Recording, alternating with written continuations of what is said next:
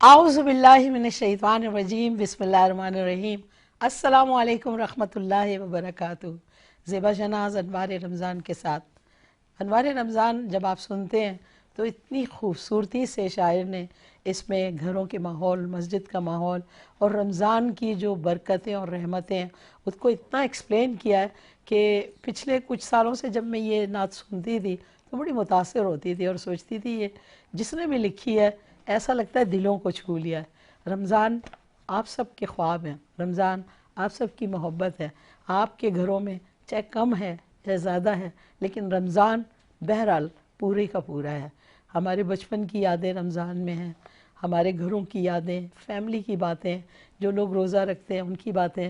اس زمانے میں جب ہم چھوٹے تھے کئی دفعہ ایسا ہوتا تھا کہ کوئی روزہ نہیں رکھتا تھا۔ میری اپنی کچھ چھوٹی سی، میرا دل چاہتا ہے میں آپ لوگوں سے باتیں کروں اپنے بچپن کی۔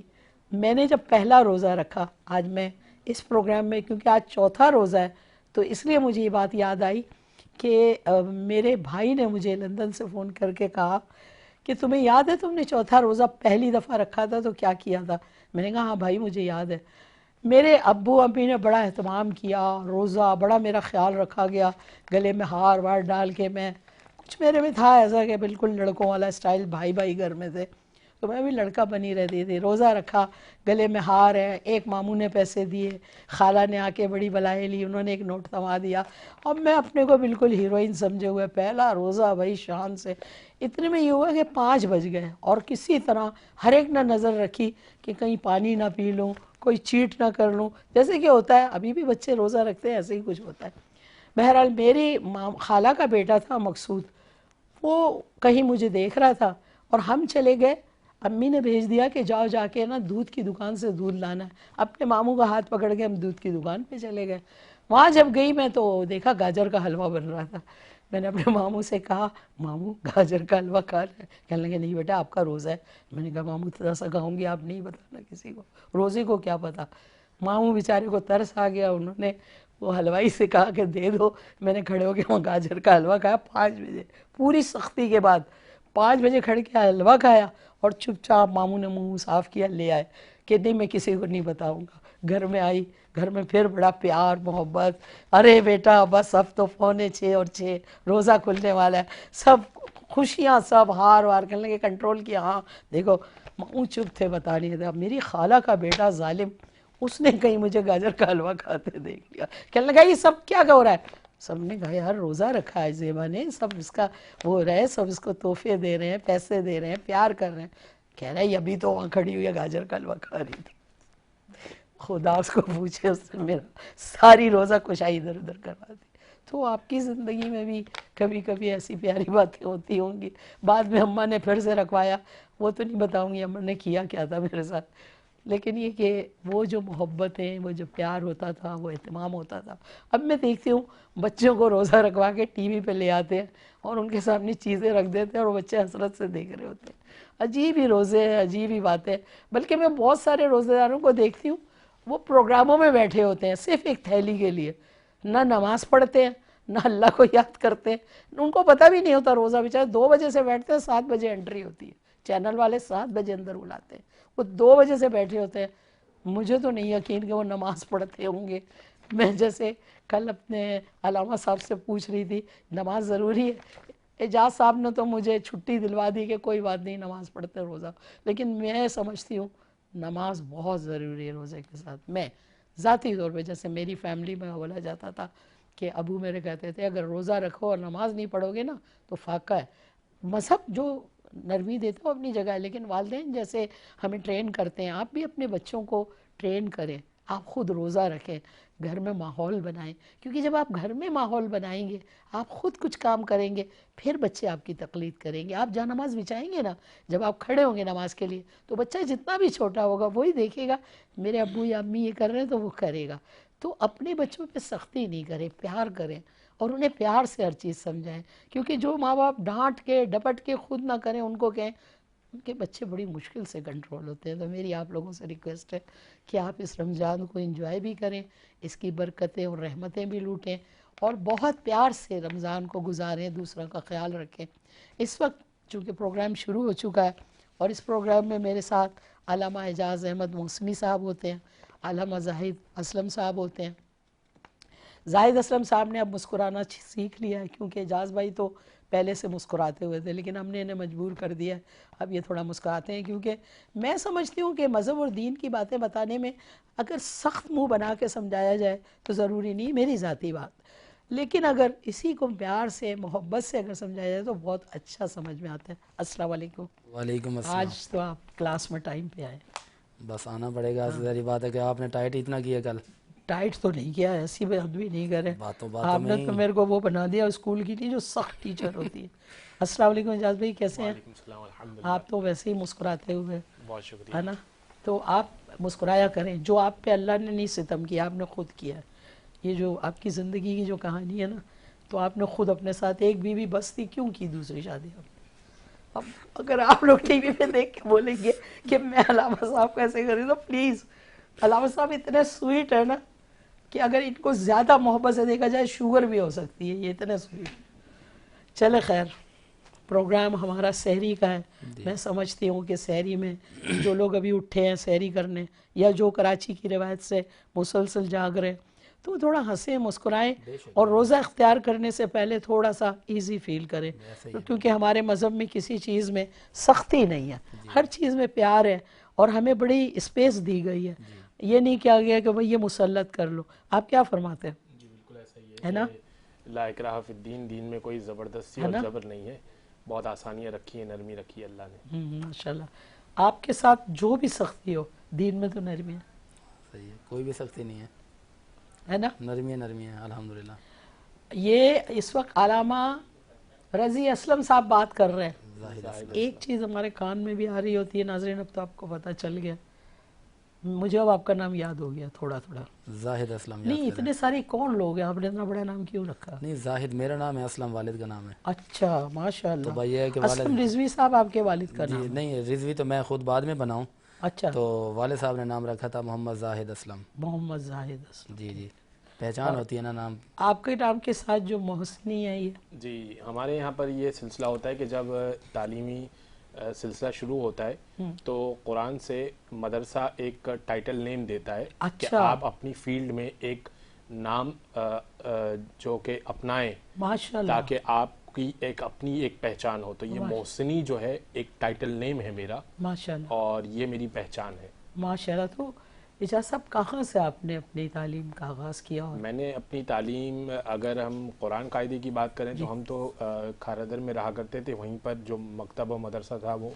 لیکن اگر حوزوی اور صرف و نحو کی بات کریں تو گرو مندر پر ایک مدرسہ ہے, اور وہاں پر ہم نے صرف و نحو کی ابتدائی تعلیم بھی حاصل کی.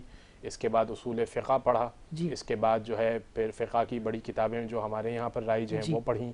اس کے بعد جو ہے وہ جسے لمتین کہا جاتا ہے, اور شرح لمہ پڑھی, اور اس کے بعد جو ہے رسائل و مقاصد, اس کی 6 جلدیں ہوتی ہیں وہ پڑھیں, اور پھر اس کے بعد جو ہے اب یہاں پہ آپ کی خدمت میں دین کی خدمت کرنے بیٹھے. ہماری خوش نصیبی ہے, میں بلکہ K21 کی ٹیم کو, ان کے مالکان کو, سب کو شکریہ کہوں گی کہ انہوں نے ہمیں موقع دیا اس طرح مل بیٹھنے کا, ہم ایک دوسرے کے بارے میں جانیں, اور صرف یہی نہیں کہ صرف آ کے سختی سے کسی پہ مسلط ہو.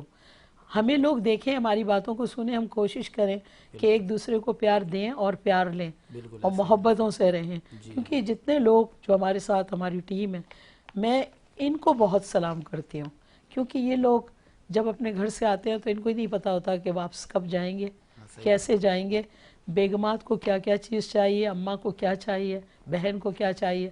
یہ بیچارے جو ہیں سب, ان کو لگتا ہے چینل گود لے لیتے ہیں. یہ سارے چینلوں کا ہوتا ہے, اسپیشلی رمضان میں, کیونکہ رمضان میں وہ جو ایک ہمارے دائرہ کار میں اختیارات ہوتے ہیں وہ بالکل آؤٹ ہو چکے ہوتے ہیں, اور آپ لوگ تو ویسے ہی اتنے مصروف ہوتے ہیں. اور ابھی آپ جیسے ایک چینل کو ناراض کر کے میری خاطر آئیں, تو اس کا گناہ مجھے ملے گا, آپ کو ملے گا؟ نہیں, ناراض نہیں کیا, اگر ان سے میری کمٹمنٹ ہوتی تو میں بیٹھتا. اصل میں مسئلہ یہ تھا کہ وہ سارے ہیں دوست, ایک پروگرام کر کے بیٹھتے ہیں تو دوسرا آدمی کہتا ہے میری پروگرام میں بیٹھیں. پھر وہ جب میں باہر نکل, ابھی میں چھپ کے آیا ہوں, ایک دوست کا پروگرام ہے, تو انہوں نے کہا کہ میرے پاس بھی بیٹھے پورا مہینہ. تو اس طریقے سے بس وہ اصل میں اس چینل سے کوئی مجھے محبت ہے تو میں ان کو منع نہیں کر سکتا. میں آپ کو سیدھی بات بتا رہا ہوں, دل سے بات بتا رہا ہوں, کیونکہ مجھے کوئی نہیں جانتا تھا تو مجھے پہلی مرتبہ K21 نے بٹھایا. یہ پہلی دفعہ نہیں, اس سے پہلے آج سے 5-6 سال تو پہلے. مطلب آپ کو چینل سے محبت ہے, مجھ سے نہیں ہے. آپ سے بھی ہے, میں یہ بات بتا رہا ہوں K21 کا جب نام آتا ہے تو منع نہیں کیا جا سکتا. سبحان اللہ. کیونکہ آپ بندے کو اپنے محسنین کو نہیں بھولنا چاہیے. آپ کو بتا رہی ہوں نا, میں ہمارے فیصل بھائی جو اس پروگرام کو سنبھال رہے ہیں اور مجھے سنبھال رہے ہیں, میں ایک بہت بڑا کیس ہوں, مجھے سنبھالنا بڑا مشکل ہوتا ہے. صحیح. فیصل بھائی مجھے سنبھال رہے ہیں, گھر کو چھوڑ کے یہاں بیٹھے ہوتے ہیں میرے لیے. تو مجھے یہ بتائیں کہ یہ سارے جو ہے یہ حقوق کی جنگ نہیں ہے؟ بالکل یہ حقوق ہے. یہ کیسے حقوق ہیں؟ دوستی والے ہیں, احترام والے حقوق ہیں, کون سے حقوق ہیں؟ کون سے والے؟ یہ جو ہم ایک دوسرے کا خیال رکھیں, آپ کو پیار ہے, فیصل بھائی میرے لیے بیٹھے ہوئے ہیں اپنا گھر چھوڑ کے. دیکھیں یہ کیا یہ حقوق ہے نا, یہ بھی حقوق. بالکل یہ حقوق ہیں اور ذمہ داریاں بھی ہیں. اور یہ جو انسانی حقوق ہے نا, یہ تو اسلام کے اندر جو احکامات نافذ کیے گئے ہیں اہم ترین حقوق ہیں. حقوق کی 2 قسمیں ہیں, حقوق اللہ, حقوق العباد. اللہ کے حقوق وہ ہیں جو فرائض اور واجبات جو ہمارے ذمے ہیں, نماز, روزہ, حج, زکوٰۃ, یہ ساری چیزیں. جن چیزوں سے اللہ نے منع فرما دیا ان سے رکنا, یہ بھی اللہ کا حق ہے. جن چیزوں کا حکم دیا وہ کرنا, یہ رب کا حق ہے. اور اس رب العالمین نے اپنے حقوق کے فوری بعد خدمت انسانیت کا درس دیا ہے, لوگوں کے حقوقوں کی بات کی ہے, بندوں کے حقوق کی بات کی ہے کہ بھائی بندوں کے آپس میں رابطے ہیں. اسلام ہی تو ایسا بہترین مذہب ہے جس نے صرف انسانوں کے حقوق بیان نہیں کیے, اس نے روئے زمین کی ہر چیز کے حقوق بیان کیے ہیں, حتیٰ کہ درختوں کے حقوق بیان کیے, جانوروں کے حقوق بیان کیے, راستے کے حقوق بیان کیے. تو دیکھیں نا کہ ہمارے یہاں بھائی راستہ چل رہا ہے تو راستے میں آپ کوئی غلط چیز نہیں پھینک سکتے, راستے میں آپ غلاظت نہ کریں, راستے کو آپ بند نہ کریں, راستہ لوگوں کے لیے کھلا رکھیں. یہ راستوں کے حقوق ہیں. آپ کی اس بات پہ مجھے ایک بات یاد آئی, یہ کس سے منع کیا جاتا ہے؟ مسلمانوں کو نا, صحیح ہے نا؟ بالکل. لیکن ہمارا دکھ یہ ہے کہ ہمارے مسلمان بھائی یہ حرکتیں کرتے ہیں. ایسا ہی ہے. ہم جب باہر ملکوں میں جاتے ہیں تو وہ دین کا پتہ بھی نہیں ان کو نہیں ہوتا, اور وہ کسی اور مذہب سے تعلق. لیکن ان کے شہر کو دیکھیں, ایک دفعہ میں ایک خاتون کے پیچھے چل رہی تھی, ایک بزرگ خاتون لندن میں فٹ پاتھ پہ جا رہی تھی, ٹھیک ہے. میں نے دیکھا ان کے پاس ایک شاپر تھا اور ہاتھ میں ایک تھیلی چڑھی ہوئی تھی. میں اس کے پیچھے, میں واک کر رہی تھی, میں پیچھے چل پڑی. میں نے دیکھا کہیں اگر کوئی کتے کا وہ جراثیم شدہ پڑا ہوتا تھا, وہ اس شاپر سے اٹھا کے اپنے بیگ میں ڈال لیتی تھی. میں حیران ہو گئی یہ کیا کر رہی ہے. پھر دیکھا وہ کہیں کسی بچے نے چپس کی تھیلی پہ وہ اٹھا لی, اس نے وہ اپنے تھیلے میں. بہت دور جا کے ایک بہت بڑا سا کچرے کا ڈبہ تھا, اس نے اس میں سارا الٹ دیا اور وہ تھیلی تو میں نے سلام کیا اس خاتون کو. میں نے اس کو بالکل جیسے نہیں جھپی پا لیتے, میں نے کہا جس ملک میں ایسی بزرگ خاتون ہوگی اس ملک کو کون گندا کرے گا. ہم لوگ جہاں کھاتے ہیں چلتی گاڑی میں پھینک رہے ہیں, ہم کسی کے حقوق کا خیال تو نہیں رکھتے. ہم تو صرف یہ چاہتے ہیں ہمیں دیکھو بس, ہمارے کیا حقوق ہیں. گاڑی سے اتر کے لڑتے ہیں, گریبان پکڑ لیتے ہیں, جھگڑے کرتے ہیں. آپ کیا کہیں گے جہاز سے؟ اعوذ باللہ من الشیطان اللعین الرجیم, بسم اللہ الرحمن الرحیم. ایک کلی بات جو میں کروں گا وہ یہ کہ قرآن نے اس بارے میں کہا کہ ان جعلناکم قبائل و شعوبا لتعارفوا, ہم نے تمہیں قبیلوں میں بنایا اور شعبوں میں بنایا. آپ کسی اور زبان کے ہیں, میں کسی اور زبان سے تعلق رکھتا ہوں, کوئی کچھ بولتا ہے, کوئی کسی رنگ کا ہے, کوئی کسی نسل کا ہے. فرمایا کہ یہ ہم نے جو بنائے نا قبائل, شعبے, لتعارفوا, تاکہ ایک دوسرے کو پہچان لو. ایک جیسا نہیں بنایا. اب جب پہچان لیں گے نا تو ایک دوسرے کا حق ادا کرنے میں بڑی آسانی ہوگی. اور دوسری بات رسول اکرم نے فرمایا کہ کسی کو پہچاننا ہو نا کہ کوئی کیسا ہے, اس کو بہت توجہ سے سنیے گا, کسی کو پہچاننا ہو نا کہ کوئی کیسا ہے, یعنی آپ کو جج کرنا ہو کہ یہ بندہ کیسا ہے. فرمایا یہ نہ دیکھو کہ اس کے پاس مال کتنا ہے یا دولت کتنی ہے.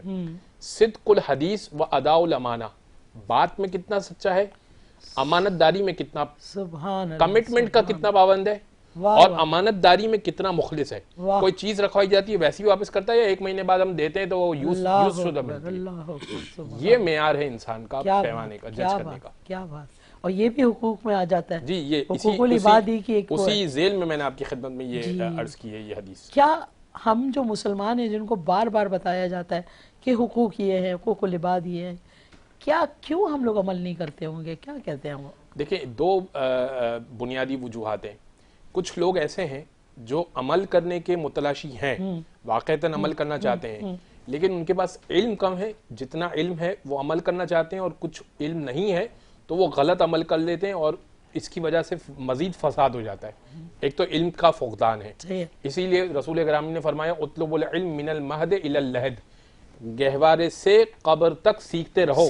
یعنی آخری قدم بھی تمہارا قبر میں ہے, لیکن سیکھو تم, کیونکہ تمہارا علم کا لیول اپنا بڑھانا ہے. اور اگر کوئی سمجھائے تو برا بھی نہیں ماننا, اب برا نہیں ماننا ہے, چاہے وہ تم سے بڑا ہے یا چھوٹا ہے, اس سے کوئی فرق نہیں پڑتا.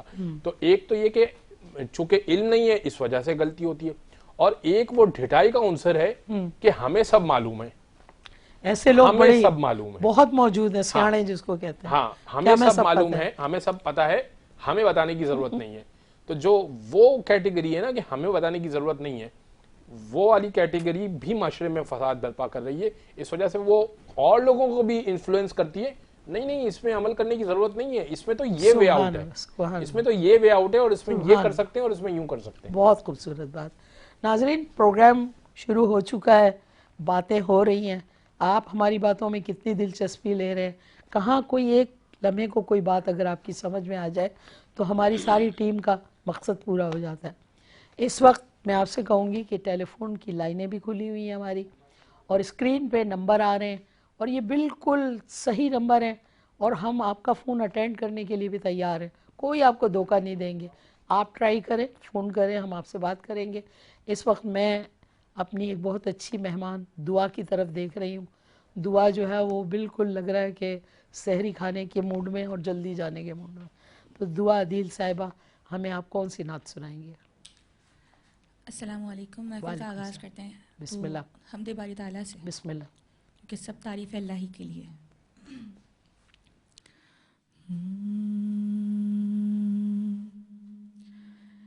تیری شان امان والو اللہ جل جلالہ, اللہ جل جلالہ, کہ تیری شان امان والو اللہ جل جلالہ, اللہ جل جلالہ, کہ تیرے نام پر میرے خدا میرا دل فدا, میری جان فدا, میری روح کی ہے یہی غذا رہے نام لب پہ تیرا صدا, رہے نام لب پہ تیرا صدا, ہو تیری رضا میری آرزو, ہو تیری رضا میری آرزو, اللہ جل جلالہ. اور جو حساب روزے حساب ہو میرے دائیں ہاتھ کے تاب ہو, میرے لب پہ نعت جناب ہو, نا سوال ہو نا جواب ہو, نا سوال ہو نا جواب ہو, میں رہوں حضور کے روبرو, میں رہوں حضور کے روبرو,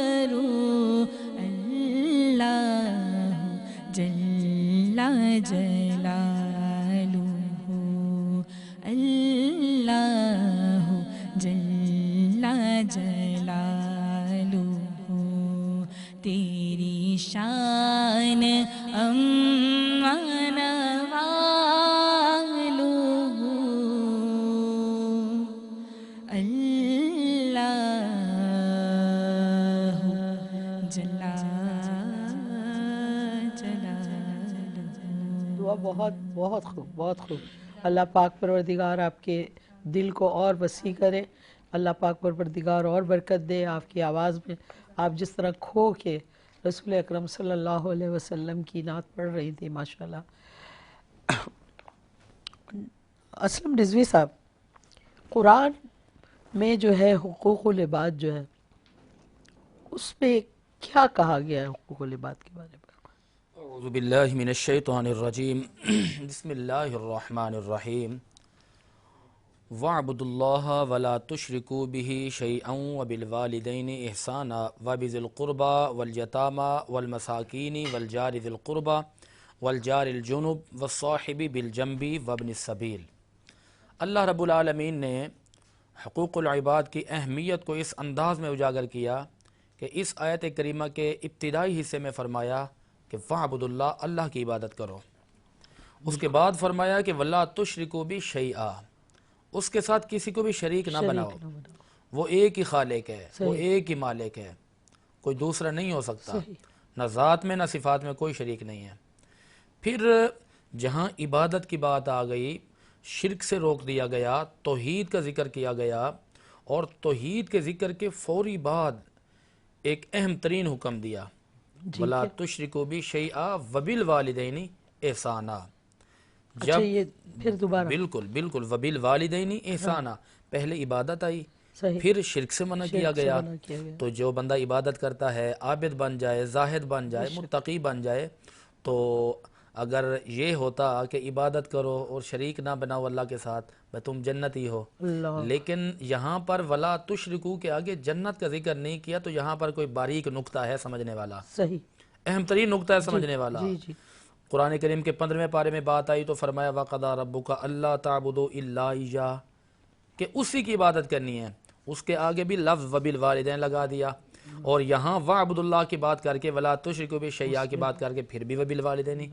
تو یہاں سے انسانیت کے حقوق کا آغاز ہو رہا ہے کہ انسان تو بہت سارے ہیں نا، انسانوں میں اہم ترین جس کے سب سے زیادہ آپ کے ذمہ حقوقات ہیں نا، اللہ نے پہلے ان کی بات کی ہے.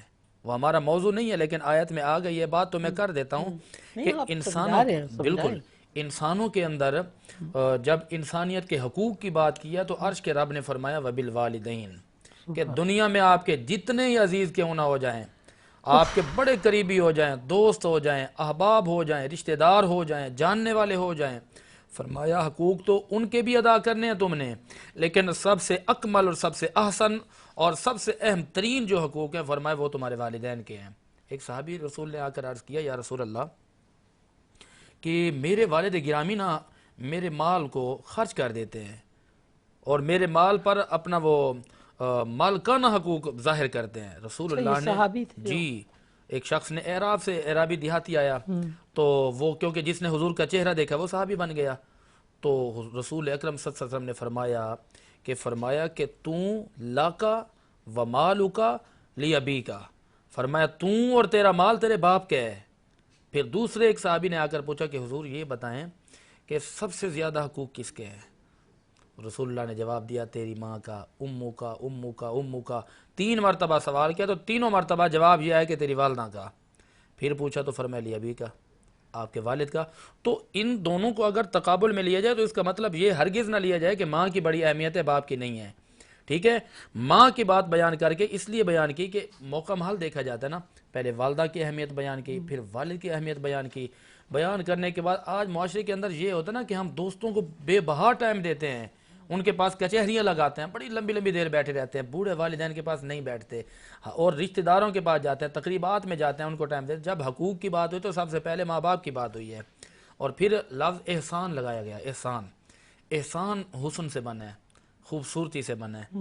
تو لفظ احسان جب بولا جاتا ہے نا تو اس کا مطلب یہ ہوتا ہے کہ آپ نے سامنے والے سے اس انداز سے پیش آنا ہے کہ آپ کی باتوں میں بھی حسن ہونا چاہیے، آپ کے جو اعمال ہیں ان میں بھی حسن ہونا چاہیے.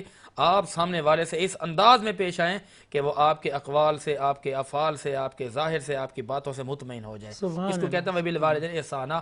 پھر جب حقوق کی بات ہے، والدین کی بات کرنے کے بعد فرمایا وبذی القربا. اب یہاں سے باقاعدہ ایک ترتیب بیان کی جا رہی ہے کس کس کے کرنا ہے. وبذی القربا، ہم قریبیوں کو بھول جاتے ہیں. قرآن کہہ رہے وبذی القربا، قریبی رشتہ دار. والیتاما یتیم والمساکین مسکین والجار ذی القربا. اب بات ہے یہ ہمسایوں کی. آج ہمسایوں کو جہاں پتہ ہی نہیں ہوتا یہاں پر کہ پتہ نہیں برابر میں کون رہ رہا ہے, کہ پتہ نہیں بھوکا بھی ہے مر جائے پتہ نہیں ہوتا.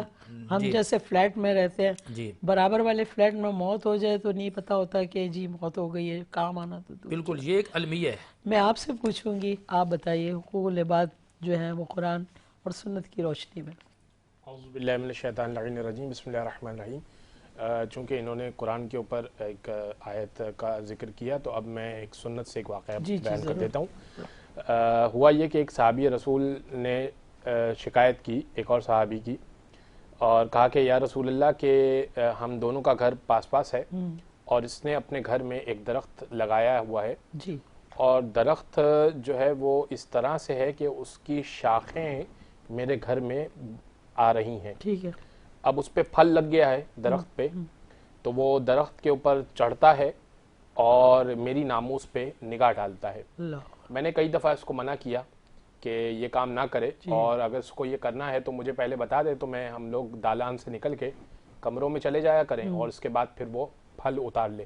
لیکن مجھے اس کی نیت میں شک ہے, اور یہ اس نیت سے پھل توڑنے کی نیت سے نہیں بلکہ یہ بار بار جو ہے وہ جھانکنے کی نیت سے اپنے درخت پر چڑھتا ہے. تو رسول اللہ نے کہا کہ اس صحابی سے کہ جس کا درخت تھا اور جو دوسرے کے گھر میں جا رہا تھا, کہا کہ ایسا کر کے تو یہ درخت مجھے بیچ دے, اور اس کے عوض جو قیمت لینی ہے تو مجھ سے لے لے. جب درخت میرا ہوگا تو حقوق بھی میرے ہوں گے. کس نے کہا؟ رسول اللہ نے کہا. رسول نے فرمایا کہ یہ درخت تو مجھے بیچ دے. دونوں آئے تھے رسول پاک صلی اللہ علیہ وسلم فرمایا. رسول نے فرمایا کہ اپنے گھر میں سے یہ درخت مجھے بیچ دو, پھر جب تم مجھے بیچ دو گے تو یہ چیز میری ہو جائے گی, پھر میں تمہیں اجازت نہیں دوں گا, اس کے بدلے تم قیمت لے لو. صحیح. تو اس نے کہا یا رسول اللہ میں بیچوں گا تو نہیں اس کو. رسول نے فرمایا کہ اچھا چلو قیمت نہ لو, اس ایک درخت کے بدلے جنت میں ایک درخت دینے کے لیے تیار ہوں, اب تم بیچ دو. تو اس نے کہا کہ نہیں یا رسول اللہ میں بیچوں گا نہیں, اس قیمت کے بدلے بھی نہیں بیچوں گا. فرمایا کہ اس ایک درخت کے بدلے 10 درخت لے لوں جنت میں مجھ سے. اس نے کہا کہ نہیں یا رسول اللہ میں یہ بھی نہیں, مجھے یہ بھی قبول نہیں ہے. تو جب دیکھا کہ اس کی وہ تو اس بات پر ہی مصر ہے کہ اس کی تو نیت میں ہی کھوٹ ہے. بھائی اگر واقعتاً وہ اس کی نیت اچھی ہوتی تو وہ کہہ دیتا کہ یا رسول اللہ اس سے بڑھ کر سودا کیا ہے کہ جنت میں 10 درخت. دیکھیں جنت میں 10 درخت کا مطلب جنت پکی ہے, یعنی 10 درخت مل رہے ہیں اس کا مطلب جنت پکی ہے. تو اس نے کہا کہ نہیں یا رسول اللہ یہ تو مجھے منظور نہیں ہے. رسول اللہ نے کہا اس کے گھر میں جاؤ اور درخت کاٹ دو. اصحاب دنگ رہ گئے, کہنے لگے اس سے بڑا بدبخت کون ہوگا جس نے دنیا کے درخت کو بھی اپنے ہاتھ سے گیا, اس کا آخرت کا درخت اور ثمرہ بھی ہاتھ سے گیا, رسول اللہ کی جنت کی بشارت بھی اس سے ہاتھ سے گئی, اور فیصلہ اس کے حق میں ہو گیا. اور فرمایا کہ وہ جو 10 درخت میں اس کو دے رہا تھا وہ میں تمہیں دیتا ہوں جو اس نے اتنی مرتبہ تمہارے گھر میں جہاں کا, اس کے عوض میں تمہیں یہ درخت دیتا ہوں. اللہ اکبر, اللہم صلی اللہ علیہ وسلم. جی ناظرین, مجھے امید ہے کہ جیسے ہم ذوق و شوق سے یہ باتیں سن رہے ہیں جو ہماری دین کی باتیں اور ہماری بہت ساری خرابیوں کو ٹھیک کر دیتی ہیں, بہت ساری چیزیں ہمارے علم میں نہیں ہوتی ہیں. یہ راتیں خوبصورت راتیں, رمضان کی راتیں, یہ سحری کا وقت, یہاں جب ہم بہت اچھی سحری کرتے ہیں, اگر ہم قرآن اور قرآن کے حوالے سے کوئی بات سنتے ہیں تو ہماری زندگی میں کوئی ایک لفظ بھی سمجھ آ جائے تو بہت اہم ہے. اس وقت چونکہ بریک کا ٹائم ہے, ہم بریک پہ جا رہے ہیں. آپ کو پھر یاد دلاؤں کہ ہمارے اسکرین پہ نمبر ہے, آپ ہمیں کال کر سکتے ہیں. آپ کے ذہن میں اگر کوئی سوال آتا ہے تو ہمارے پاس اتنے قیمتی لوگ بیٹھے ہیں جو آپ کو جواب دے سکتے ہیں, ضرور کال کیجئے. اس وقت چونکہ بریک, تو پھر تھوڑی دیر بعد زیبا شناز آپ کے ساتھ انوار رمضان.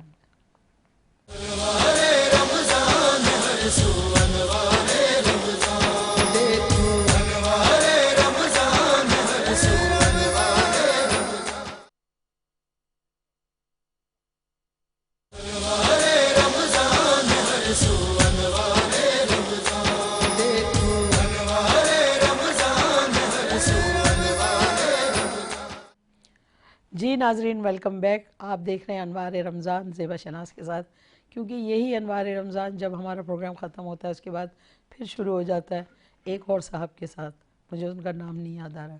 اور انوار رمضان کی جب یہ نعت بجتی ہے تو واقعی بہت ساری چیزیں یاد آتی ہیں. اس وقت چونکہ ہم لوگ بات کر رہے ہیں حقوق العباد کی اور اس کی اہمیت کی, تو قرآن و سنت کی روشنی میں ہم جاننا چاہ رہے ہیں مسلسل کہ اور مولانا صاحب اور کیسی باتیں ہیں کہ جو ہمیں یاد رکھنی چاہیے. جیسے ابھی آپ فرما رہے تھے, آپ نے تھوڑا سا ذکر بھی کیا کہ کوئی مثال دی, اعجاز صاحب نے بتایا کہ کیسے واقعات ہیں. میرے پہ اس واقعے کا بڑا اثر ہوا کہ 10 درخت مل رہے ہیں تو واقعی کنفرم جنت ہے, لیکن وہ بندہ جنت نہیں لے رہا ہے, سمجھے وہ منع کر رہے ہیں, تو رسول پاک کو اتنا سخت فیصلہ کرنا پڑا کہ وہ درخت ہی کاٹ دیا جائے.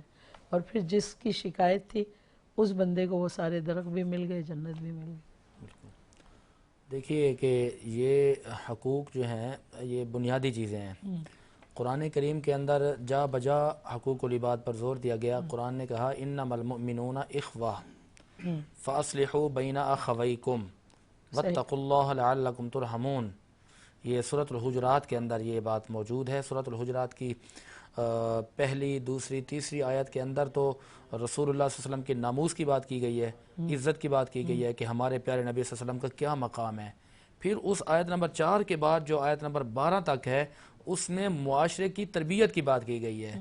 اس معاشرے کی تربیت کے اندر یہ آیت کریمہ ہے کہ انما المؤمنون اخوہ, کہ جو مومنین ہیں, جو مسلمین ہیں, یہ آپس میں اخوہ بھائی بھائی ہیں.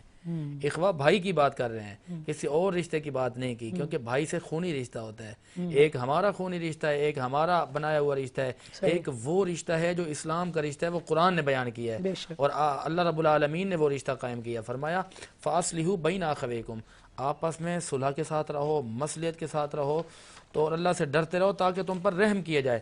اس کا مطلب یہ ہے کہ اگر جو لوگ لڑائیاں کرتے ہیں, بندوں کے حقوق ادا نہیں کرتے, ان کے اندر تقوی نہیں ہے. جن کے اندر تقوی ہوگا وہ آپس میں بھائی چارے کے ساتھ, اخوت کے ساتھ, محبت کے ساتھ رہیں گے. اور اللہ کی رحمت کا بھی وعدہ کیا گیا ہے, لعلکم ترحمون. بات لعلکم کی جا رہی ہے یہاں پر. یہ نہیں ہے کہ ہر حالت میں رحم کیا جائے گا. پیچھے حکم دیا کہ تم نے آپس میں بھائی چارے کے ساتھ رہنا ہے, پھر فرمایا اللہ سے ڈرتے رہو تاکہ تم پر رحم کیا جائے. لعل, یہ شاید والی بات ہے, یعنی پچھلی باتوں پر عمل کرو گے تو رحم کیا جائے گا.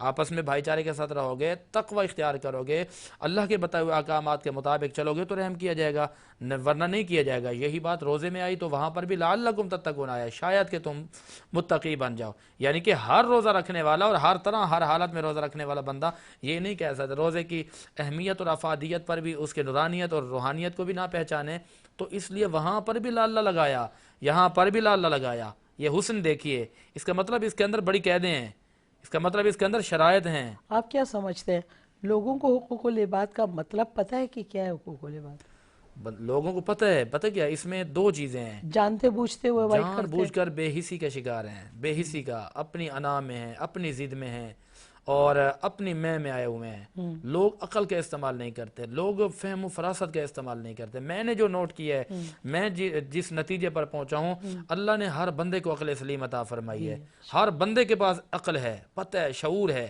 اس کے باوجود بھی وہ اپنی انا میں, اپنی ضد میں اڑے ہوئے ہیں. اللہ نے انسانوں کو بے بہا تحفے دیے ہیں, بڑی نعمتیں دی ہیں. ایک حدیث پاک کی کتاب ہے فیض القدیر, اس کی جلد نمبر 5 صفحہ نمبر 566 اور حدیث نمبر 7901 کے تحت لکھا گیا کہ اللہ نے بے شمار انعامات دیے ہیں, لیکن سب سے بڑی نعمت جو ہے نا وہ یہ عقل ہے, وہ یہ ذہانت ہے. لوگ اس کا استعمال کریں. میں آپ سے یہ سوال کروں گی کہ کیا آپ سمجھتے ہیں, کیونکہ ایک طرح سے آپ ینگ لوگوں کو بھی ریپریزنٹ کرتے ہیں ماشاءاللہ, ابھی کام عمر ہے اور ماشاءاللہ علم آپ کے پاس اتنا الحمدللہ, آپ فرمائیے کہ کیا سمجھتے ہیں لوگ حقوق العباد کو؟ میں نے عرض کیا آپ کی خدمت میں کہ کچھ تو واقعتاً انوسنٹ ہیں یا لا علم ہیں, اور ان کو یہ معلوم ہے کہ اپنے فیملی ممبرز کے ساتھ اچھا سلوک کرنا ہے, اور واقعتاً وہ کر بھی رہے ہیں. لیکن کچھ لوگ یعنی میجورٹی آف دیم وہ نیگلیکٹ کرتے ہیں, اور وہ جو ہے وہ ادا نہیں کرتے. ایون دو اگر ہم یہ دیکھیں کہ ایک باس اپنے ماتحت کے ساتھ اچھا سلوک نہیں کرتا، وہ اسی صورت میں اچھا سلوک کرتا ہے جب وہ ماتحت اگر اوور ٹائم دے اور وہ فری میں اپنی سروسز دے، تب وہ کہتا ہے کہ ٹھیک ہے تمہیں میں جو ہے وہ فلاں جو ہے وہ فائدہ دے دوں گا. مثال کے طور پر اگر کسی ایک کو اسے فائر کرنا ہے تو چلو تمہیں رکھ دوں گا کیونکہ تم جو ہے نا وہ زیادہ ٹائم دے دیتے ہو. یہاں پہ ایون بیسک رائٹس نہیں دیے جا رہے، تو ہم کیا بات کریں کہ حقوق العباد ہے نا اس کا حق جو ہے، اور یہ ہر یہ آفس کا معاملہ، کیا گھر کا معاملہ، کیا بلڈنگ کا معاملہ، ایون بلڈنگ کمیٹی جو ہوتی ہے عام طور پہ فلیٹ میں جو رہتے ہیں، بلڈنگ کمیٹی ایک کوئی پرابلم پیش آ گئی، مثال کے طور پر بلڈنگ کی موٹر نہیں چل رہی ہے یا مثال کے طور پر مین سوئچ میں کوئی پرابلم ہو گئی، وہ ہر فلیٹ سے وہ زیادہ پیسے لیں گے، کام تھوڑا سا ہوا، باقی پیسوں کا حساب کوئی نہیں دے، نہ کوئی لے رہا ہے، اگر کوئی لے بھی رہا ہے تو اس کو یہ جواب دیا جا رہا ہے ہاں تو تم کھڑے رہ کے کرواؤ نا کام. اس کا مطلب کہ انہوں نے جیب میں رکھے ہیں پیسے. تو ایون ہر جگہ پر وہ فراڈ، اور وہ یہ ان کا رائٹ ہے کہ وہ پوچھیں کہ بھائی ہم نے پیسے دیے تھے، اگر آپ کو اپنی سروس کے چارج لینا تھا تو آپ لیتے کہ ٹھیک ہے میری سروس میں کھڑے رہ کر 1 گھنٹہ 2 گھنٹہ الیکٹریشین سے پلمبر سے کام کرواؤں گا، میں اتنے پیسے لوں گا، وہ ٹھیک ہے آپ لیتے. لیکن آپ یہ کون ہوتے ہیں پوچھنے والے کہ ہاں تو تم کھڑے رہ کر کام کرواؤ. تو ہر جگہ پہ فلا ہے، ہر جگہ پہ جو ہے نا پرابلم ہے، گھر سے لے کر ماتحت تک. بے شک آپ یہ دیکھیں حکومت سے لے کے اوپر سے، گھر سے لے کے معاشرے میں، اور یہ معاملہ ابھی عید پر بھی ہوگا. میں آپ کو اس کی بہت اچھی مثال دیتا ہوں. بچے کو عیدی ملتی ہے، پیرنٹس فوراً لے لیتے ہیں، یہ بچے کا حق ہے. یہ بچے کو عیدی ملی ہے، 100 روپے ملے، 250 روپے ملے، 500 روپے ملے یا 5000 کا نوٹ ملے، یہ بچے کا پیسہ ہے. آپ اس سے لے نہیں سکتے، ٹھیک ہے سنبھال کے رکھیں، لیکن یہ بچے ہی پہ خرچ ہوگا. فقہی مسئلہ بھی یہی ہے، شریعت کا مسئلہ بھی یہی ہے، یہ بچے پہ خرچ ہوگا. والدین کیا کرتے ہیں، وہ اس کو رکھ لیتے ہیں، سمیٹ لیتے ہیں.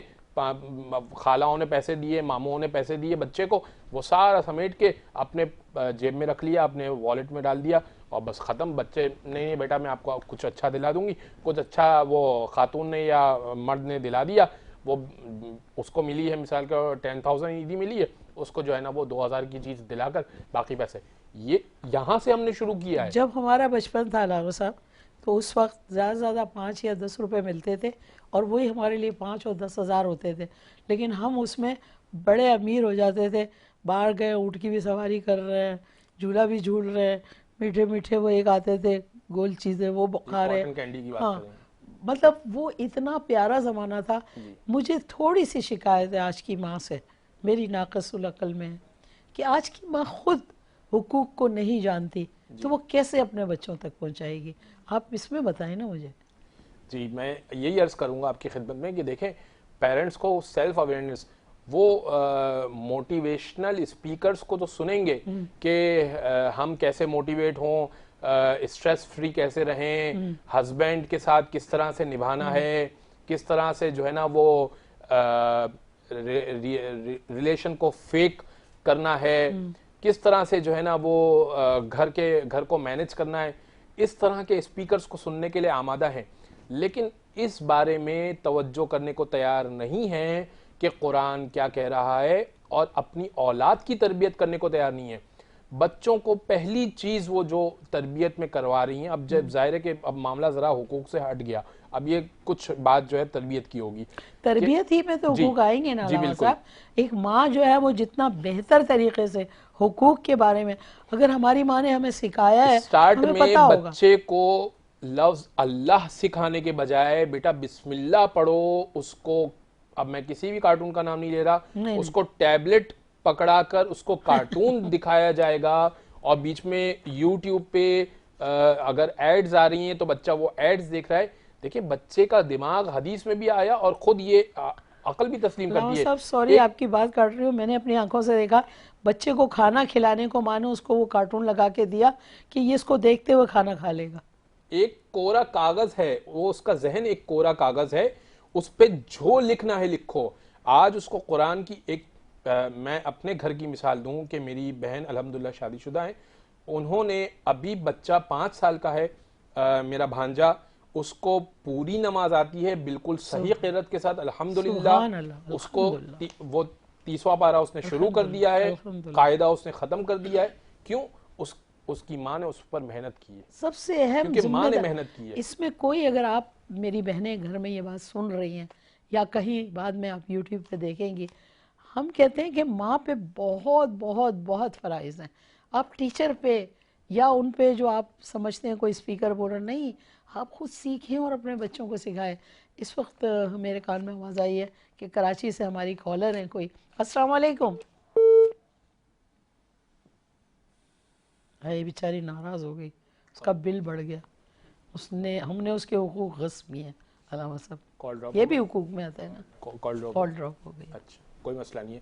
میں کنٹینیو کرتا ہوں وہیں سے اپنی بات جہاں سے میں نے روکی تھی. جی بالکل. دیکھیں حدیث میں آیا کہ بچے کی پہلی تربیت گاہ, رسول اللہ کی حدیث ہے, بچے کی پہلی تربیت گاہ اس کی ماں کی گود ہے.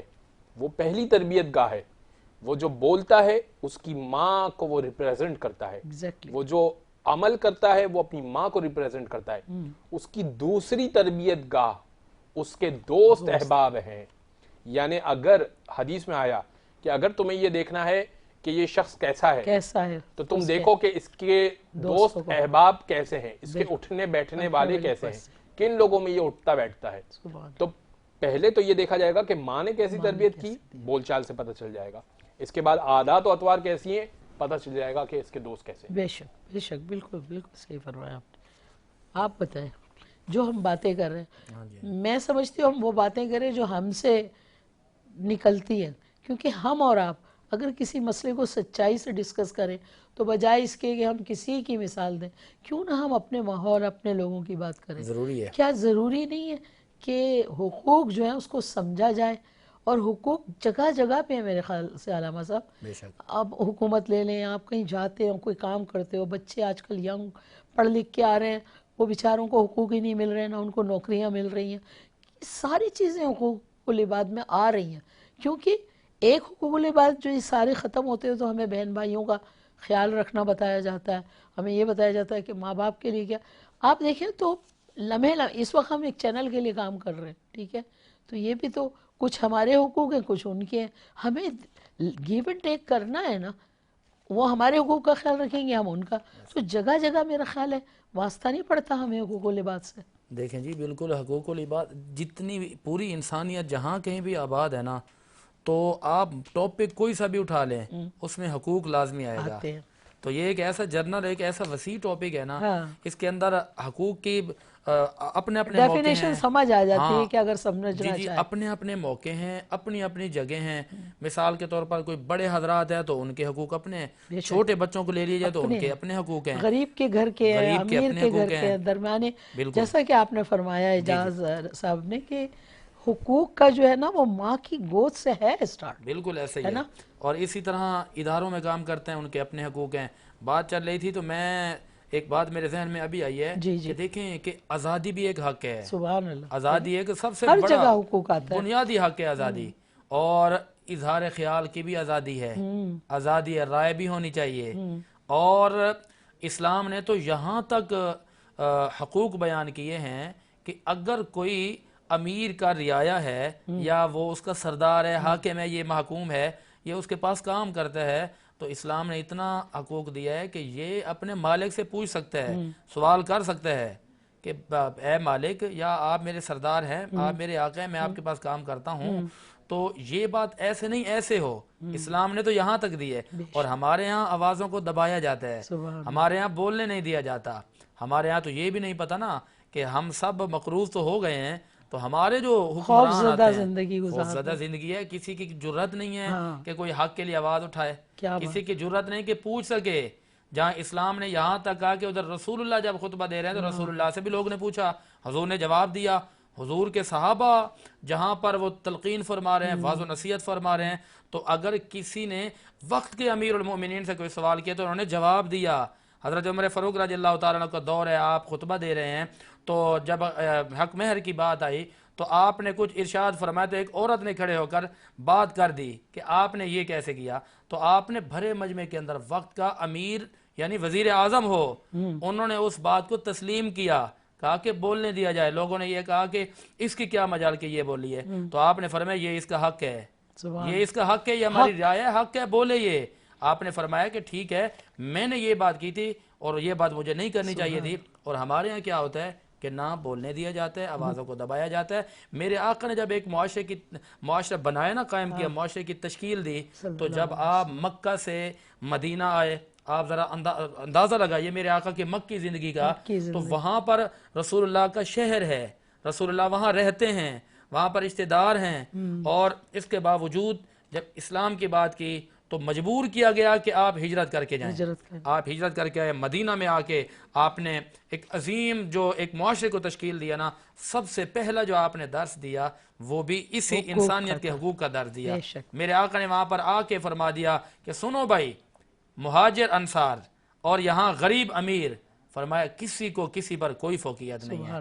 گورے کو کالے پر نہیں ہے، عربی کو عجمی پر نہیں ہے، امیر کو غریب پر نہیں ہے. فرمایا اسلام نے آ کر کہہ دیا ہے کہ یہ ایک حقوق ہیں، دونوں بھائی بھائی ہیں. کوئی یہ نہیں کہہ سکتا کہ جی یہ غریب ہے میرا بھائی نہیں ہے. یہ ایک معاشرے اس بات کو مزید آگے بڑھائیں گے. ہم ابھی بات جاری رکھیں گے کیونکہ آج کا موضوع بڑا دلچسپ ہے. وہی والی بات کہ اگر کسی کے سمجھ میں ایک بات آئے اور وہ اس راہ پہ چل پڑے تو ہم سب کا جو کام ہے وہ پورا ہو جاتا ہے کہ ہاں ہم جو بیٹھے تھے ہم نے اپنا وقت ضائع نہیں کیا. کوئی ایک کی بھی سمجھ میں آ جائے تو رب کریم کو قبول ہو جائے. جی ناظرین، اس وقت ایک بریک کا ہے، ہم بریک پہ جا رہے ہیں. آپ دیکھ رہے ہیں انوار رمضان. آپ چاہیں تو ہمارے اسکرین پہ جو نمبر آ رہے ہیں اس پہ ہم سے بات بھی کر سکتے ہیں. ایک بہن آئی تھی لیکن چلی گئی، اگر واپس آ جائیں بات کر لیں. ہم معذرت چاہتے ہیں. بات ہو رہی ہے حقوق کی. حقوق کہاں تک ہیں، کیسے ہیں، اس پہ بات کر رہے ہیں. آپ جائیے چھوٹے سے بریک پہ، ہم آپ کا انتظار کر رہے ہیں.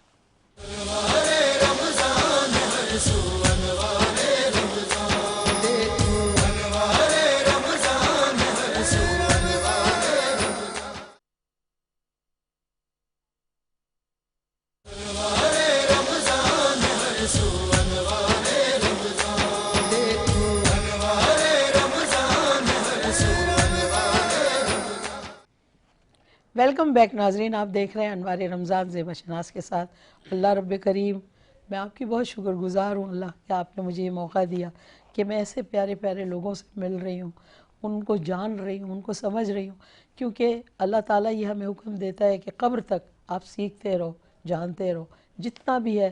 کبھی یہ نہیں سوچو کہ آپ بہت سمجھ گئے، نہیں. موت تک، قبر تک انسان کے لیے کہا گیا کہ آپ سیکھتے رہو. کیونکہ زندگی سیکھنے کا نام ہے. اور ہم یہاں آئے ہیں ایک سفر کے طور پہ. تھوڑا سا سامان لے جائیں گے اور وہ سامان پتہ ہے کون سا ہوگا؟ ہمارے اعمال کا سامان. نہ ہمارے ساتھ یہ پیسے جائیں گے، نہ یہ نام جائے گا، نہ یہ عزت جائے گی، نہ یہ شہرت جائے گی، کچھ نہیں جائے گا. ہم جیسے ہی مریں گے ہمارا نام بھی لوگ بھول جائیں گے. کہیں گے میت اٹھاؤ. کوئی نہیں کہے گا کہ فلانا تمغہ امتیاز، فلانا یہ. اس چیز کو سمجھے. یہ موقع ہوتے ہیں، اللہ پاک پروردگار ہمیں موقع فراہم کرتا ہے. آپ جس بھی شعبے میں کام کرتے ہیں، شعبہ کسی کو خراب نہیں کرتا. آپ کی تربیت اپنے گھر سے، اپنے ماں باپ سے، اپنی فیملی سے بنتی ہے. اگر نہیں بھی ہے تو آج سے سوچیں، کوشش کریں، لوگوں سے باتیں سنیں، اچھی محفلوں میں اچھے ٹیلی ویژن پروگرام چل رہے ہیں ان پہ سمجھیں. کیونکہ آپ کو رسول پاک صلی اللہ علیہ وسلم فرما گئے کہ آپ سیکھتے رہو، سیکھتے رہو جہاں جانا. خاص طور پہ جو خواتین پروگرام دیکھتی ہیں ٹیلی ویژن پہ، آپ لوگ ڈرامے دیکھتے ہو، آپ کو یہ فکر ہوتی ہے فلانا ہیرو کس ہیروئن کے ساتھ بھاگ جائے گا، فلانی لڑکی جو ہے وہ اپنا بہن بھائی کے ساتھ شادی کر لے گی. ان غموں میں لگی ہوتی ہیں. اور اگلا دیکھنا. خدا کے لیے، اللہ اور رسول کی پہچان کریں. ہم وہ لوگ ہیں جنہوں نے زندگی پر ڈرامے کیے، کام کیے، لیکن تربیت نے ہمیں ادھر ادھر نہیں ہونے دیا. اس چیز کو ہم نے صرف اپنی رزق کا ذریعہ بنایا. کام کئی لوگوں نے کہا آپ غلط کام کر رہے ہیں، لیکن ہم یہ تھے کہ ہم غلط کام کر کے کسی کو تکلیف نہیں پہنچا رہے. ہم حلال رزق کما رہے ہیں. اور آج بھی جس چینل پہ جو لوگ بیٹھے ہوتے ہیں، اگر وہ اپنے کام سے سنجیدہ ہیں اور اپنے رب کی پہچان رکھتے ہیں، اپنے رسول صلی اللہ علیہ وسلم کی بتائی ہوئی باتوں پہ عمل کرتے ہیں، تو آپ یہ سوچ لیں کہ وہ اللہ کے حضور ہے. کیونکہ انسان کا ہر معاملہ اللہ کے ساتھ ہے. آپ نہیں یہ فیصلہ کرنے والا کہ کون صحیح ہے کون غلط ہے. یہ جو رمضان کا موقع ہے رحمتوں اور برکتوں کا موقع ہے. آپ کے گھروں میں رحمتیں اتری ہوئی ہیں، برکتیں ہیں. آپ جہاں چینل لگائیں آپ کو نعتیں سننے کو مل رہی ہیں، آپ کو اچھی باتیں مل رہی ہیں. بجائے اس کے کہ خواتین کے سوٹ دیکھیں، اس نے میک اپ کیا ہے نہیں کیا، اس پہ بولیں. نہیں، آپ یہ سوچیں کہ اللہ پاک پروردگار اب نور کی بارش کیے ہوئے. آپ جہاں کچھ سیکھ سکتے ہیں وہاں سیکھیں، بہت اچھا موقع ہے، ہر بندے کی کوشش ہے۔ میرے لیے یہ بہت بڑا اعزاز ہے اور میں K21 کے مالکان کی بہت مشکور ہوں کہ انہوں نے مجھے یہ موقع دیا کہ اس چیز کو میں کہیں کچھ حاصل کر لوں، شاید کسی ایک چیز سے آپ کی بخشش ہو جائے اگر آپ سمجھ گئے اس پروگرام سے، یا کہیں ایک چیز سے اللہ مجھے معاف کر دے، میری غلطیاں معاف کر دے۔ میں اپنے ماں باپ کے لیے ہمیشہ دعا کرتی ہوں کہ انہوں نے مجھے تربیت کے ساتھ بڑا کیا، اور یہ بہت فخر کی بات ہوتی ہے جب ہم تربیت کے ساتھ بڑے ہوتے ہیں۔ بہرحال مجھے بار بار اپنی بچپن سے اب تک کی باتیں یاد آتی ہیں تو میں آپ لوگوں سے باتیں کرتی ہوں، اور اس وقت چونکہ انوار رمضان میں مجھے موقع ملا ہے بہت پیارے پیارے لوگوں سے ملنے کا، بات کرنے کا۔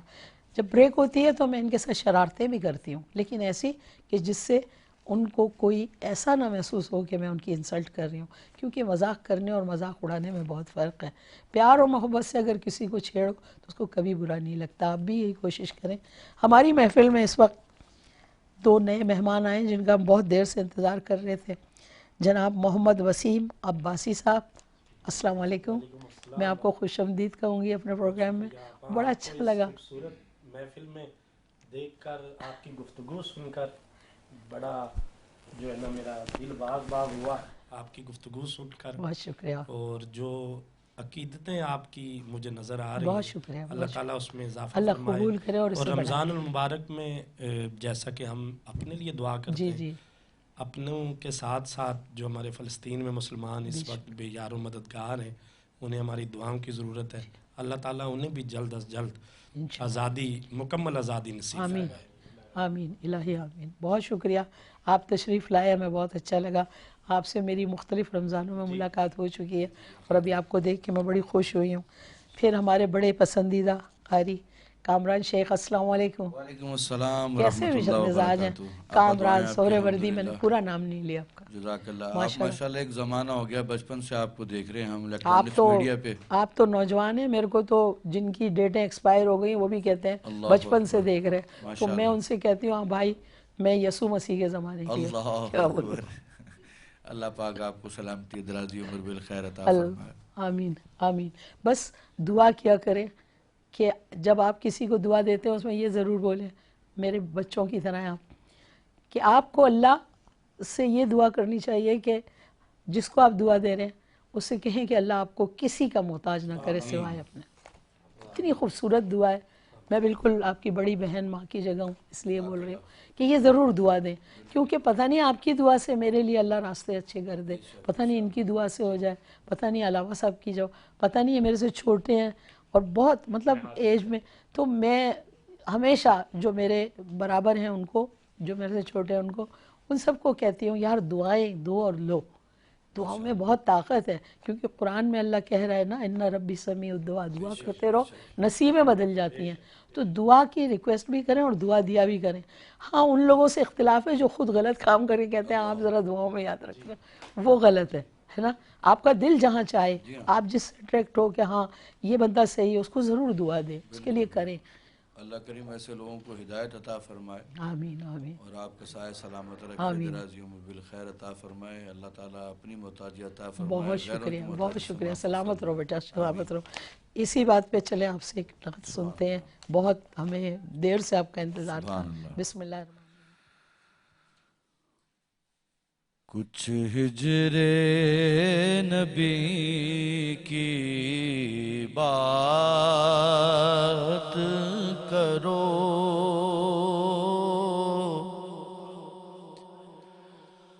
آنکھوں سے کہو برسات کریں، کچھ ہجر نبی کی بات کرو، آنکھوں سے کہو برسات کریں، حرکت میں ذرا آئے نا زبان، بس اشک بیان حالات کریں. دیکھیے آپ کی بات سے مجھے یہ کلام مجھے کچھ اور پڑھنا تھا. آپ کی بات سے نا دعا والی بات سے میں نے یہ کلام شروع کیا. دیکھیے کیا کہتے ہیں وہ مومن کی دعا سے تقدیریں جو بدلتی ہیں اس کو ذہن میں رکھیے اور سماعت کیجئے. کیا بات نبی کی نسبت کی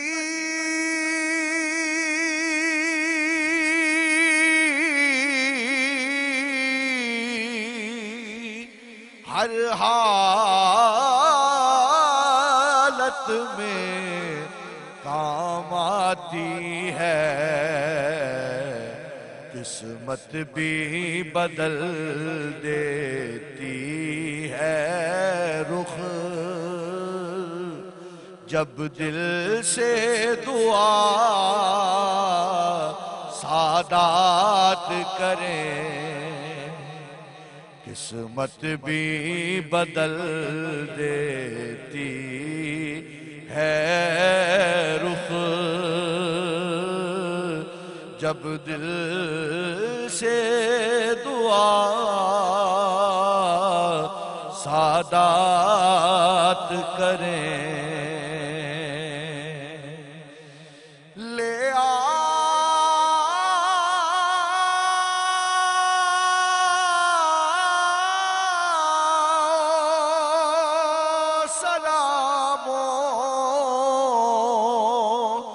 کے گجرے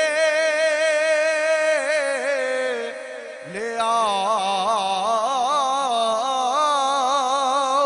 درودوں کے تحفے دربار محمد میں جا کر یہ پیش انہیں سوغات کریں. دربار محمد میں جا کر یہ پیش انہیں سوغات کریں. جو ان کے عاشق ہوتے ہیں کم کھاتے ہیں کم سوتے ہیں باتیں بھی بہت کم کرتے ہیں اور کریں بات تو ان کی بات کریں. اس زندگی کے اوقات ریاض ہوتے ہیں بڑے ہی تلخ مگر لے لے کے نام نبی شیریں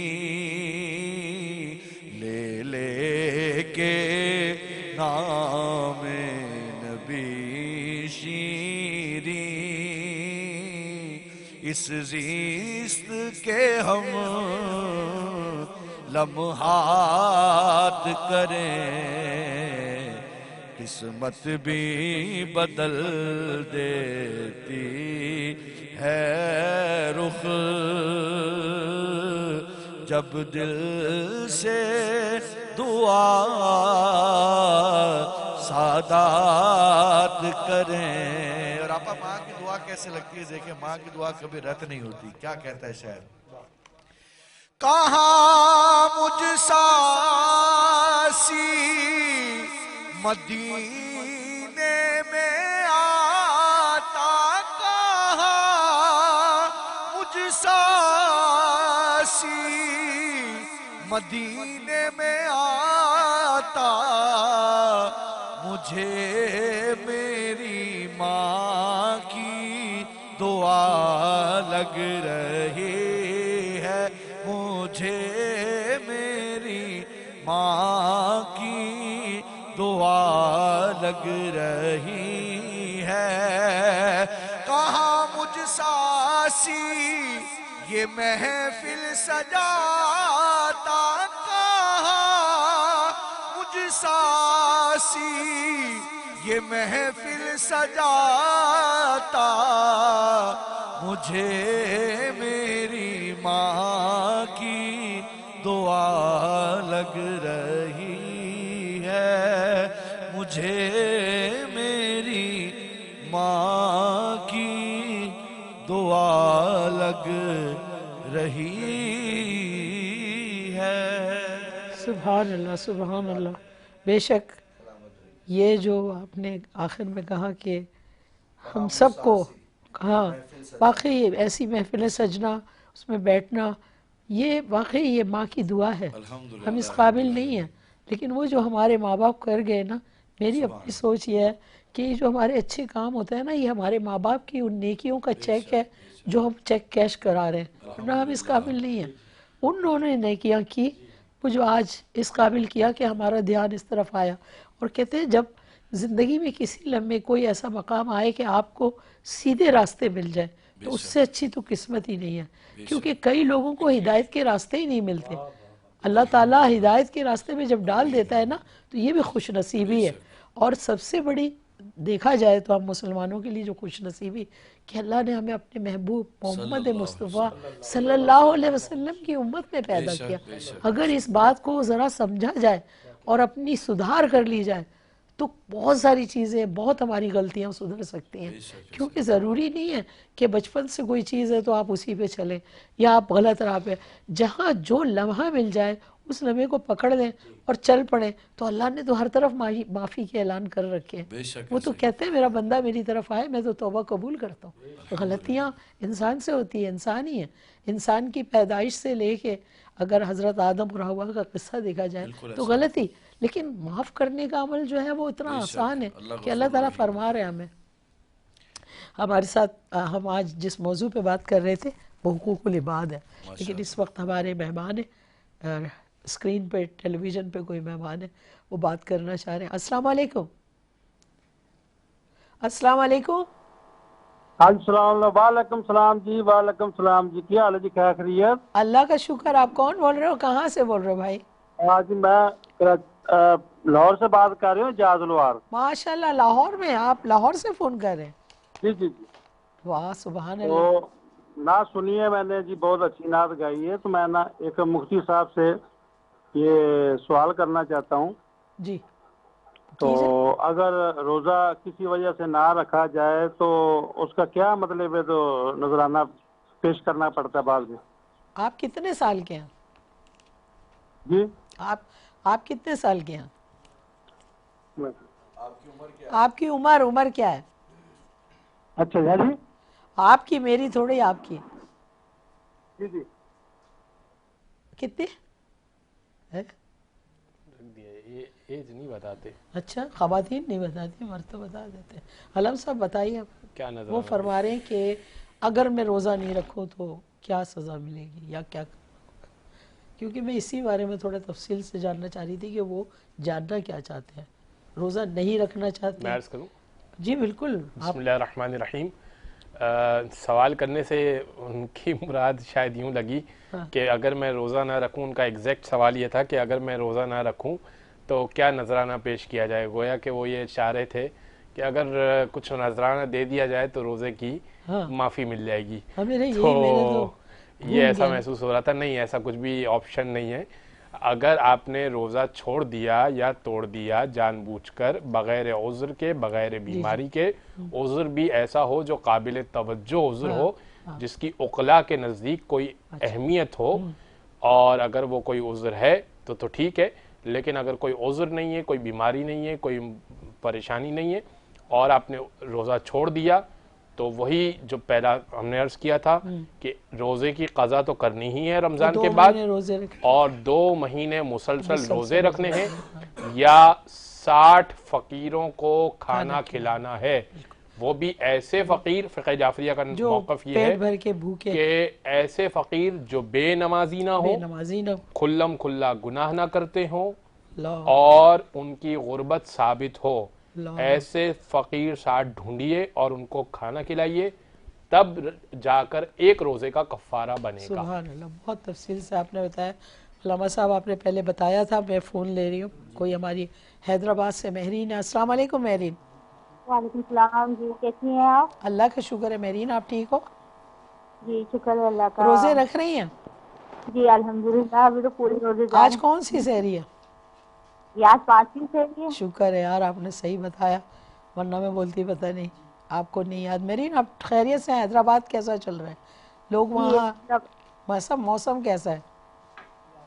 موسم بس نارمل ہے، نہ زیادہ سردی ہے نہ زیادہ گرمی ہے۔ صحیح ہے۔ مہرین کچھ پوچھنا چاہیں گی آپ؟ جی آپ کچھ پوچھنا، کوئی سوال ہے یا ہمارے پروگرام میں شامل ہونے کے لیے آئی ہیں؟ جی سوال میرا یہ ہے آپا، جی ایک حقوق عباد ہوتا ہے، ایک حقوق اللہ ہوتا ہے، تو حقوق عباد نبھاتے نبھاتے حقوق اللہ رہ جاتا ہے، تو ہم اس سب سے زیادہ ترجیح کسے دینا چاہیے ان دونوں میں سے؟ یہ سوال واضح نہیں ہے۔ سوال آپ کا واضح نہیں ہے مہرین، تھوڑا لاؤڈلی بولیں، تھوڑا اونچا بولو، ایک تو تم لگ رہا ہے کھانا نہیں کھایا ابھی تم نے۔ اچھا میرا سوال یہ ہے کہ ایک حقوق عباد ہوتا ہے، ایک حقوق اللہ ہوتا ہے۔ جی بیٹا۔ تو حقوق عباد نبھاتے نبھاتے حقوق اللہ رہ جاتا ہے، تو ہمیں زیادہ ترجیح کسے دینی چاہیے؟ اس سوال کا جواب کہہ رہی حقوق العباد پہ یا حقوق اللہ پہ ترجیح؟ میری خود نہیں دیکھیں، ترجیح تو دونوں ہی بڑے اہم۔ بیچ میں کچھ لفظ مسنگ ہے، مجھے ابھی بھی بات نہیں وہ حقوق العباد نبھاتے نبھاتے حقوق اللہ رہ جائے، یہ نماز نہ پڑھے، یہی ہوگا جی ہے نا، پہلے یہی ہوگا کیا؟ ہاں دیکھیے، دونوں حقوق لازم ہیں، کسی ایک کی آڑ میں آ کر دوسرے حق کو نہیں چھوڑا جا سکتا، ٹھیک ہے؟ حقوق اللہ جو ہیں ان پر بھی پورا اترنا ہے، حقوق العباد پر بھی پورا عمل کرنا ہے، دونوں پر عمل کرنا ہے، دونوں پر فرض ہے۔ اعوذ باللہ من الشیطان الرجیم، بسم اللہ الرحمن الرحیم۔ دیکھیں، حقوق العباد میں سے کچھ تو ایسے ہیں جن کو آپ ڈیلے کر سکتے ہیں، اور حقوق اللہ میں سے کچھ ایسے ہیں جن کا وقت معین ہے۔ مثال کے طور پہ نماز جو ہے وہ اس وقت پڑھنی ہے، روزہ جو ہے وہ رمضان میں ہے، تو اب روزہ رمضان ہی میں رکھا جائے گا، نماز جو ہے وہ فرض وقت پہ پڑھی جائے گی۔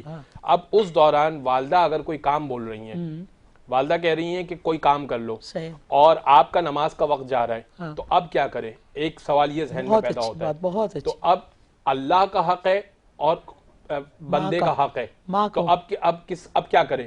اب یہاں پر شریعت کا قانون یہ ہے کہ پروردگار سے بڑھ کر کسی کا حق نہیں ہے، لہٰذا اب یہاں پر نماز پڑھی جائے گی، اس کے بعد ماں کی بات مانی جائے گی۔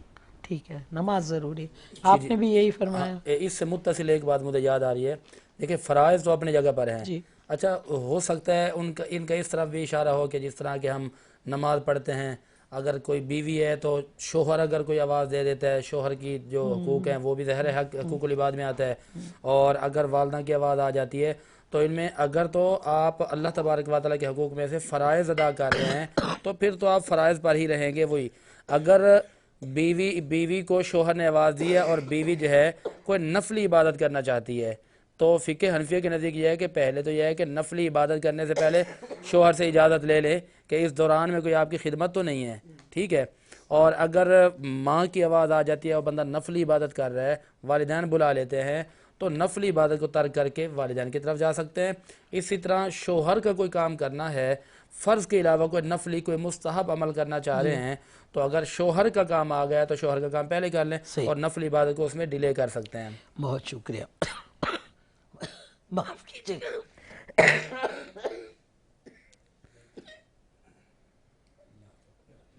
چونکہ لائیو نشریات چل رہی ہیں، میں بھی کہیں کھانسی وانسی کنٹرول کر کے بیٹھی ہوں، آپ کو پتہ ہے میرا گلا بھی خراب ہے۔ میں نے آپ سے ایک سوال کیا تھا جو ادھورا رہ گیا تھا جب فون آیا تھا، یاد ہے؟ وہ سوال باقی تھا، آپ کچھ کہنا چاہ رہے ہیں اس بارے میں؟ وہ جو سوال یہ تھا کہ کفارے کا وہ جو پوچھ رہے تھے، وہ انہوں نے بتا تو دیا تھا پچھلی نشریات میں، اگر دہرانا چاہیں تو۔ ہاں دہرانا چاہے تو۔ اچھا وہ جو کفارہ اور قضا کی بات ہوئی تھی لاہور کے صاحب، ہاں لاہور کے جو صاحب تھے ان کا میرے خیال میں یہی سوال تھا کہ میں اس کی جگہ کوئی چیز کو تحفہ دے دوں یا کوئی اس طرح کا جملہ تھا.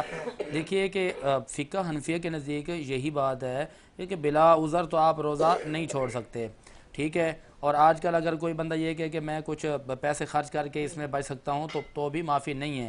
جو 8 عذر بیان کیے گئے ہیں ان 8 عذروں میں سے کوئی عذر اگر پایا جاتا ہے تو روزے کو آپ چھوڑ سکتے ہیں, وگرنہ آپ اگر روزہ چھوڑیں گے تو گناہ گار ہوں گے. قضا کفارہ دونوں لازم ہوں گی. قضا اور کفارہ سیم ہے, لیکن اس میں ہمارے ہاں یہ ہے کہ 60 مسکینوں کو جو کھانا کھلانا ہے وہ کسی بھی طرح کے ہو تو کھلا سکتے ہیں, لیکن تقوی اور پرہیزگاری یہ ہے کہ اگر وہ دیندار لوگ ہوں تو زیادہ بہتر ہے, اگر نمازی پرہیزی ہوں تو زیادہ بہتر ہے. جی جی جی جی.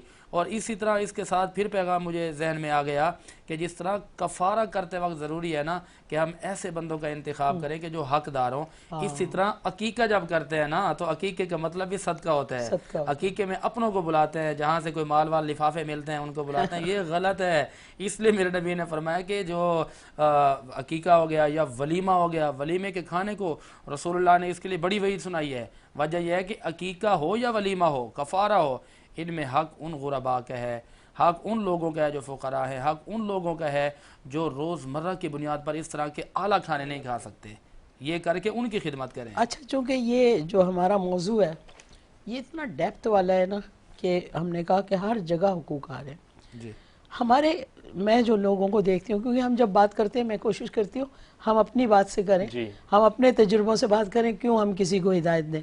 ہم اپنی بات کرتے ہیں, اس میں کوئی سمجھ جاتا ہے تو ایک مثال بنتی ہے. میں نے دیکھا ہے کہ دوسروں کے چھوڑ دیں حقوق, بہن بھائیوں کے, ماں باپ کا تو ہم نے بات کی, بہن بھائیوں کا. کئی دفعہ ہوتا ہے ایک بھائی ایک بہت پیسے والا ہوتا ہے اور کوئی ہوتا ہے تھوڑا غریب ہوتا ہے, بجائے اس کے میں نے جو اپنی آنکھ سے دیکھا کہ وہ بھائی اس بھائی کو سمیٹ لے, اس کے بچوں میں ایسی کوئی خواہش نہ آنے دے کہ وہ اس کے بچوں کو دیکھ کے تھوڑا ان کے اندر کمی کا احساس ہو, یہ بھی تو حقوق میں آتا ہے. اور بھائیوں کو میں نے دیکھا ہے خیال نہیں کرتے, ایک بھائی کے بچے اتنے اچھے کپڑوں میں ہوتے ہیں, گاڑیوں میں ہوتے ہیں, اور وہ بڑا اکڑ کے آ رہے ہوتے ہیں, اور وہ جو غریب بھائی ہے اس کے بچے ان کو حسرت سے دیکھ رہے ہوتے ہیں. کیا آپ کہیں گے ہمارے معاشرے میں یہ چیز کیوں ہے؟ دیکھیں مجھے بڑی زبردست بات یاد آ رہی ہے, میں چاہتا ہوں کہ لگے ہاتھوں کہہ دوں, آگے چلے گیا تو پھر بھول نہ جاؤں. یہ دیکھیں کہ ہمارے نبی صلی اللہ علیہ وسلم نے جو ایک معاشرہ تشکیل دیا نا مدینے میں آ کر, میرے نبی علیہ الصلوۃ والسلام کی ایک بہن تھی, رضائی بہن, جن کا نام شیمہ تھا. شیمہ.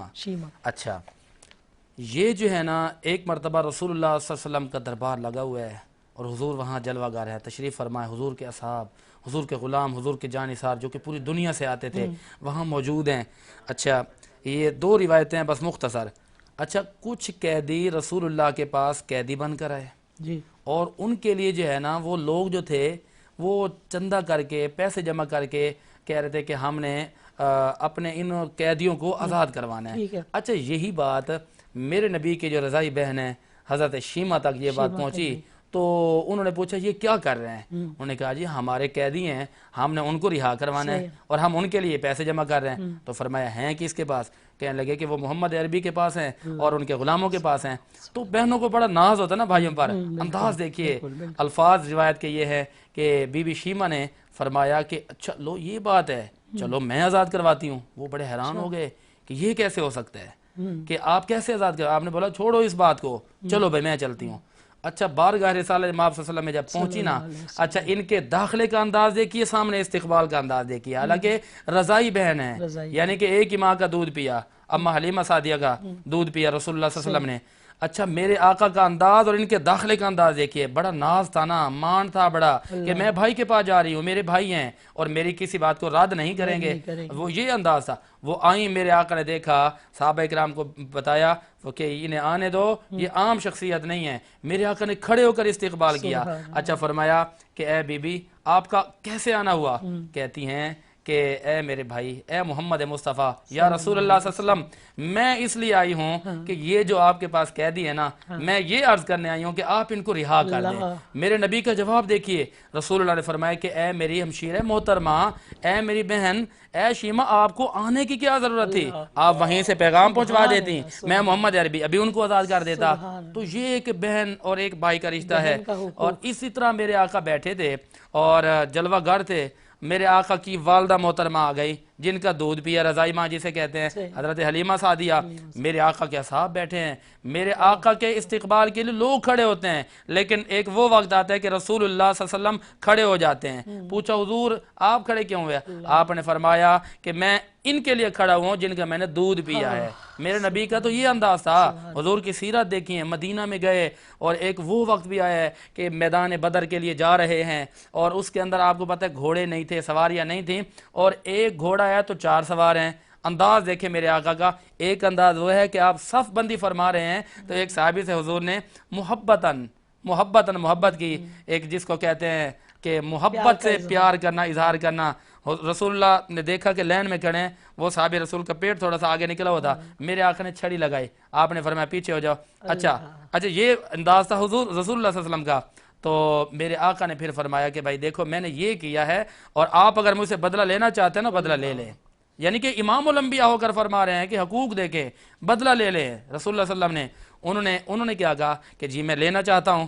اچھا پھر میرے آقا نے وہ اپنی قمیض مبارک ہٹائی تو صحابہ اکرام بڑے حیران ہیں کہ یہ اس طرح کیوں کہہ رہے ہیں، لیکن صحابی کے دل میں کچھ اور تھا۔ انہوں نے جواب دیا کہ آقا میں بدلہ نہیں لینا چاہتا تھا، میں اپنی ان آنکھوں سے آپ کے وہ جو ایک نقش تھا نا آپ کے کندھے مبارک پر، میں اس نقش کو دیکھنا چاہتا تھا۔ اب وہ میدان بدر کی طرف جا رہے ہیں اور انداز دیکھے، غلام ہیں، میرے آقا اپنی باری پر سوار ہوتے اور غلام کہتے آقا آپ سوار ہوتے رہے، ہم پیدل چلیں گے۔ ایک وہ وقت آتا ہے رسول اللہ صلی اللہ علیہ وسلم نے فرمایا کہ اب میری باری پیدل چلنے کی ہے، آپ کی باری سوار ہونے کی ہے۔ لوگ بڑے حیران ہوتے ہیں آقا یہ انداز، آپ نے فرمایا اسلام اسی چیز کا تو درس دیتا ہے۔ پھر جب بدر کے قیدی ہو کے آ رہے ہیں، پھر دیکھیے جب قیدی آ رہے ہیں، میرے آقا نے بیان فرمایا کہ بھائی قیدیوں کو لا رہے ہو نا، ان کو پروٹوکول کے ساتھ لانا ہے، حالانکہ وہ اسلام کے مخالف تھے۔ اچھا یہ وقت ہے حضور کے اصحاب صلی اللہ علیہ وسلم کا یہ انداز تھا کہ آپ حضور کے اصحاب پیدل آ رہے ہیں، قیدی گھوڑوں پر سوار ہو کے آ رہے ہیں۔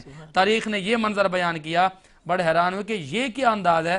تو جواب دیا گیا یہی تو اسلام درس دیتا ہے، کوئی قیدی ہو کوئی غلام ہو، اسلام یہ کہتا ہے کہ بندوں کے جو حقوق ہیں وہ ادا کرنے ہیں۔ یہ میرا اس کا مطلب ہے کہ رسول پاک صلی اللہ علیہ وسلم نے ہر حقوق کو الگ سے اظہار کر کے اور اپنے پہ گزار کے بتایا۔ بالکل جی میں چاہتی ہوں کہ آپ بھی اس بات پہ بتائیں۔ بسم اللہ الرحمن الرحیم۔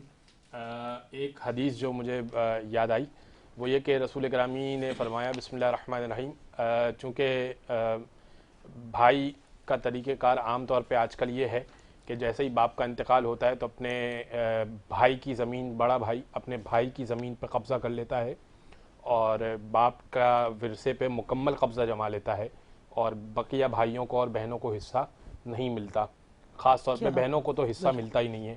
اس سے متعلق حضور مکرم کی حدیث ہے، فرمایا کہ اگر کوئی شخص ایک بالشت زمین پر ناحق قبضہ کرے، ایک بالشت زمین پر ناحق قبضہ کرے تو وہ اپنے 7 طبقوں کے ساتھ اس کے گلے کا طوق بنا کر لٹکائی جائیں گی اور قیامت میں اس کو پیش کیا جائے گا۔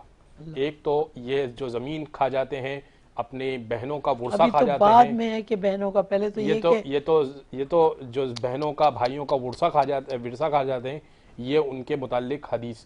اور اب بھائی چارہ جب نبھانے کی بات ہے اور بھائیوں کا حقوق ادا کرنے کی بات ہے تو امام موسیٰ کاظم جو امام جعفر صادق کے بیٹے تھے، وہ ایک مرتبہ بیٹھے ہوئے تھے اور ایک شخص آیا اور کہنے لگا کہ حضور مجھے جو ہے بغداد جانا ہے اور ہارون رشید نے مجھے بلایا ہے۔ تو امام نے کہا کہ کیوں بلایا ہے؟ تو اس نے کہا کہ مجھے وہاں پر نوکری مل رہی ہے۔ تو امام نے کہا کہ 40,000 دینار تو لے لے اور اپنے بچوں کا پیٹ پال لے۔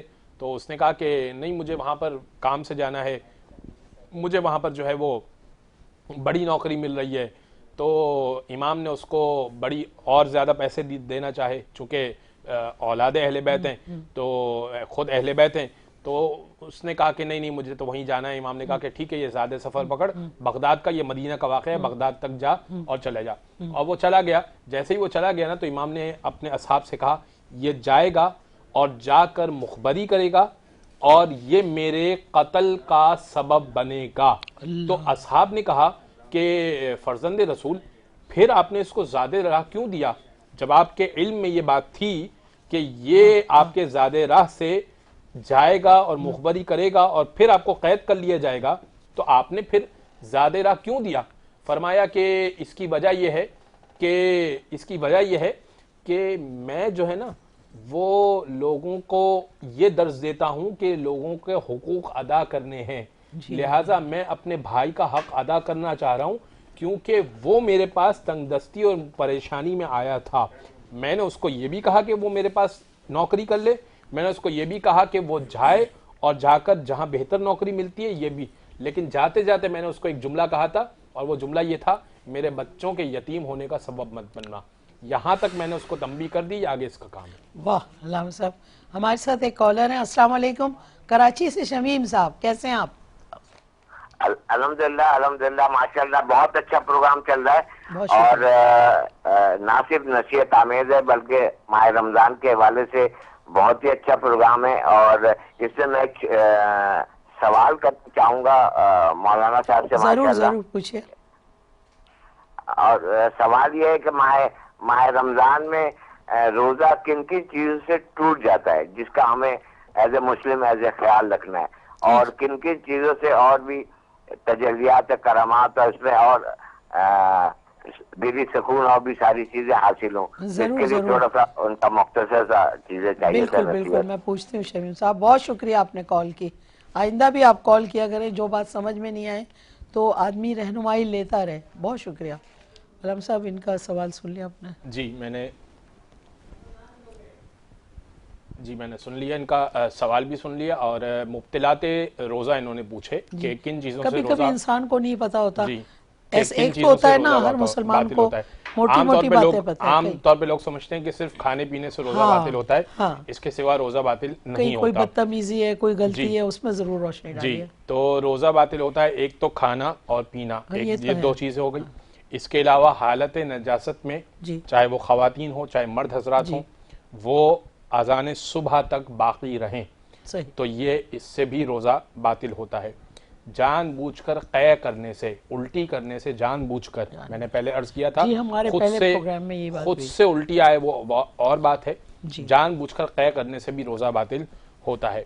اسی طرح کوئی ایسی دوائی جو لکوڈ ہو پاخانے کے مقام سے داخل کیے جائے علاج کی غرض سے, وہ داخل کی جائے, اس سے روزہ باطل ہوتا ہے. اسی طرح جنسی تعلق قائم کرنے سے روزہ باطل ہو جاتا ہے. اس کے علاوہ ایک گناہ ہے جو مرد حضرات کرتے ہیں اور جو کہ حرام کام ہے, جان بوجھ کر کرنے سے وہ روزہ باطل ہوتا ہے. اور فقہ جعفریہ کے نزدیک گاڑا غبار حلق تک پہنچانے سے, یعنی دھوئیں کو گلے تک پہنچانے سے روزہ باطل ہوتا ہے. اب چاہے وہ سگریٹ کا دھواں ہو یا ٹرک اور آٹا یا اس قسم کا دھواں ہو, وہ بھی دھواں اگر آپ کا حلق تک پہنچ گیا تو صاحب اگر کوئی ایسے دھواں والی جگہ پہ کام کرتا یا آپ ماسک پہنے یا آپ ان کی روزی روٹی ہے, اس نے روزہ بھی رکھنا ہے.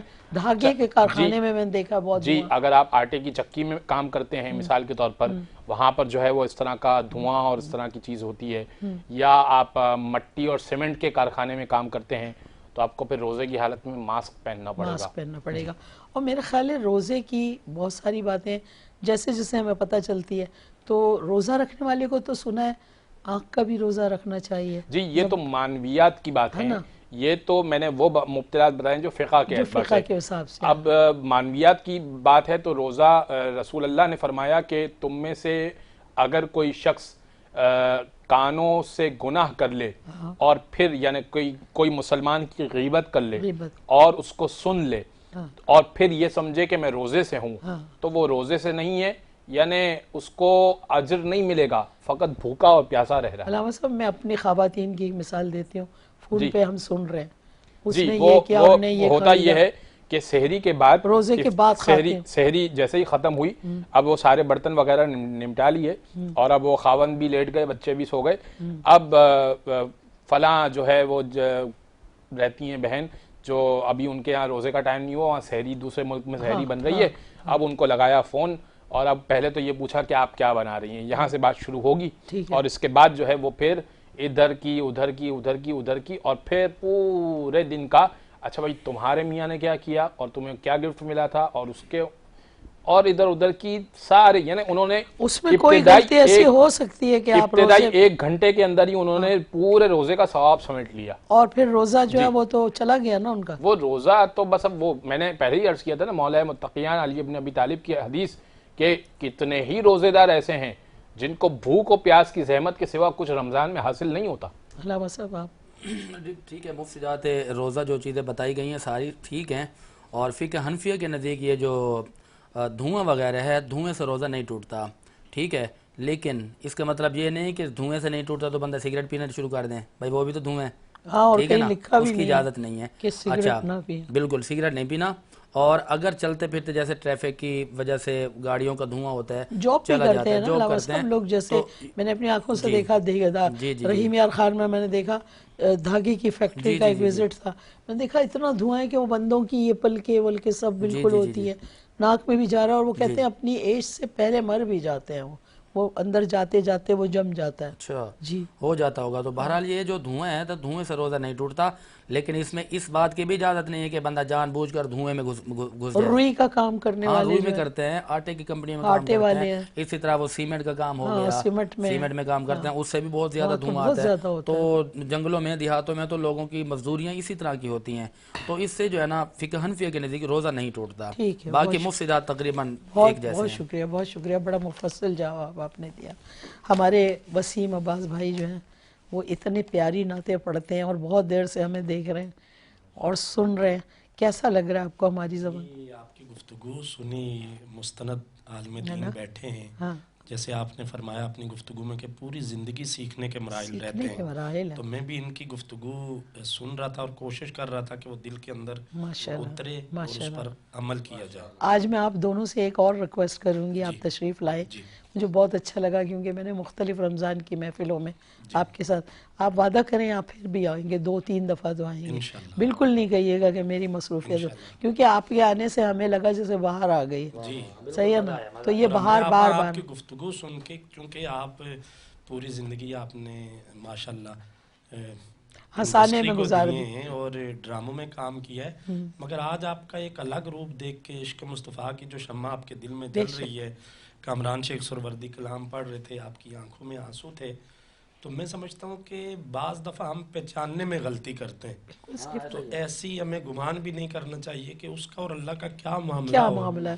یہ ہمیں نہیں کرنی چاہیے۔ میں آپ کو چونکہ بات ہو رہی ہے، ہمارے لوگ شوق سے سنتے ہیں، اگر میرے بارے میں جاننا چاہتے ہیں تو میں بات کروں، میرے والد صاحب حافظ قرآن تھے ماشاءاللہ، اس وقت بھی میرے 2 بھتیجے حفظ کر رہے ہیں قرآن ماشاءاللہ، اور میرے جو بھتیجیاں لندن میں ہیں وہ بھی ماشاءاللہ قرآن حفظ کر رہی ہیں۔ یہ ہماری فیملی اتنی مذہبی ہے، میں کیسے کیوں اس طرف آ گئی یہ کسی دن ہم کہانی سنائیں گے اپنی، اور آپ لوگوں کو آپ بیٹھے ہوں گے تو بات کریں گے، کیونکہ ٹوٹل میرا بہت ہی دینی گھرانہ بچپن سے، میں نے کہا نا ہم اپنے ماں باپ کو جب دیکھتے تھے جہاں نماز پہ، تو ہم چھوٹے تھے، ہمیں نماز پڑھنی نہیں آتی تھی لیکن پڑھتے تھے، میرے والد صاحب نے امی سے کہا تھا کہ 7 سال کی عمر میں اس پہ سختی ہونی چاہیے بچوں پہ کہ یہ نماز کے لیے کھڑے ہوں، اور ہم سے کہا کہ بیٹا آپ جب نماز نہیں پڑھیں گے تو میری اور آپ کا جھگڑا ہے، اور اگر آپ نے نماز پڑھنی شروع کی تو میرے سے دوستی، باپ کی دعا لینی ہے تو آپ نے نماز پڑھنی ہے۔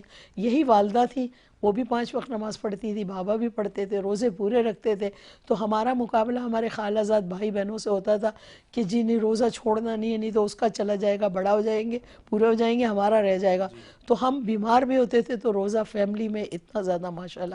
اور بابا نے ایک بات بولی کہ دیکھو بیٹا زندگی میں ایک کال، آپ کہیں جاؤ، کس محفل میں بیٹھو، آپ کی تربیت اور آپ کا خون کبھی پیچھے نہیں ہٹنا چاہیے، اور آپ نے جہاں بیٹھنا ہے اس محفل کو اپنے ساتھ کر لیں، نہ کہ آپ اس محفل میں چلے جائیں۔ ابھی آپ فرما رہے تھے نا کہ دوستوں سے پہچانا جاتا ہے، اجاز بھائی نے بتایا دوستوں، بالکل صحیح بات ہے، ہم ریپریزنٹ کرتے ہیں اپنی فیملی کو، اپنے لوگوں کو۔ آج میری جو شخصیت ہے نا وہ ایک شخصیت بنی ہوئی ہے میرے ماں باپ کی وجہ سے، میں نے جو کام کیا ڈراموں میں تو وہ ایک میری ضرورت تھی، میں نے اپنے گھر سے تھوڑی سی بغاوت بھی کی, کھڑی ہو گئی ماں کے پاس کہ میری ماں مجھے دیکھ کے سوچتی تھی اور یوں دیکھتی تھی, کہتی تھی ہائے کاش میرا بڑا بیٹا ہوتا. تو مجھے بہت غصہ آتا تھا. میں کہتی تھی اماں یہ کیوں کہتی ہو, میں آپ کو بیٹا بن کے دکھاؤں گی. اس بیٹا بننے میں کہیں میری رزق کا ذریعہ بن گیا ٹیلی ویژن. وہ ٹیلی ویژن نے مجھے کھڑا کر دیا, مضبوط کر دیا.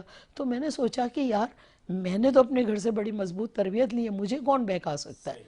اور الحمدللہ اپنے ماں باپ سے یہ کہا کہ آپ مجھے کام کرنے دیں, کوئی ماحول مجھے نہیں خراب کر سکتا جب تک خود عورت غلط نہ جائے. کوئی ماحول خراب نہیں. عورت صرف وہ مجبور ہے وسیم بھائی جس کو خدا نہ کرے کوئی زبردستی اٹھا کے لے جائے, ورنہ عورت کوئی بھی مجبور نہیں ہوتی. جو عورت یہ کہتی ہے نا کہ میرے ساتھ یہ ہوا, وہ غلط کہتی ہے, بکواس کرتی ہے. کیوں کہ وہ کیوں انوالو تھی پہلے. جب وہ انوالو ہوئی تو وہ غلط راستے پہ گئی نا. وہ اپنے کو سنبھال کے رکھے. میں نے جہاں کام کیا, میں کہتی ہوں ہمارے قریب کوئی آدمی آ کے بات بھی نہیں کرتا, اتنا پیارا ماحول ہے. ہماری حفاظت, ہماری یہ ٹیکنیکل لوگ, یہ نہیں کہ آج میں بڑی عمر والی ہو گئی ہوں تو بول, نہیں میں ینگ بھی تھی. تو الحمدللہ جو ہماری ٹیم ہوتی ہے, جو لوگ ہمارا ساتھ کام کر رہے ہوتے ہیں, وہ ہماری حفاظت کرتے ہیں, ہمارا خیال رکھتے ہیں. کیوں ان کو پتہ ہوتا ہے کون سی عورت بہکاوے میں آئے گی اور کون سی عورت اپنی فیملی سے اتنی اچھی باتیں لائے کہ وہ پیار بھی کرتے ہیں, عزت بھی کرتے ہیں اور خیال بھی رکھتے ہیں. میں آپ کو بہت ساری باتوں میں چاہتی ہوں میرے لوگ جو دیکھ رہے ہیں نا, ہم روایتی باتیں نہیں کریں, ہم وہ باتیں کریں جو ہم پہ گزری ہیں, جو ہمارے گھروں میں ہوئی ہیں. جیسے آپ نے فرمایا نا کہ میرے متعلق نہیں پتہ آپ کو, تو ایسے بہت سے لوگوں نہیں پتہ ہے. تو آپ کی وجہ سے بہت سی باتیں, وہی باتیں میرے منہ سے نکلی اور لوگ جانیں گے اس بات کو. ماشاءاللہ اللہ آپ لوگوں کو سلامت رکھے. ہر سال رمضان المبارک میں عمرے کی سعادت حاصل کرتا ہوں الحمدللہ. آخری دنوں میں اس جاتے دفعہ ہوں گیا بھی کوشش ہے اور حضور کی بارگاہ میں اب آپ کی بات سے پھر مجھے آیا کہ میرا اس وقت مدینے کا ٹکٹ رکھا ہوا ہے, اور میرا بھائی نے آج ہی مجھے تڑی دی ہے کہ آپ ٹیلی ویژن پہ کام کر رہی ہو, آپ جاؤ. تو میں نے اس سے کہا ہے بھائی یہاں بیٹھ کے بھی تو ہم اللہ ہی کا ذکر کر رہے ہیں, تم مجھ پہ حکم مت چلاؤ, مجھے کام کرنے دو. بہت شکریہ. آپ روزے پہ جا کر ان کو سناؤں میں دکھ اپنے سارے,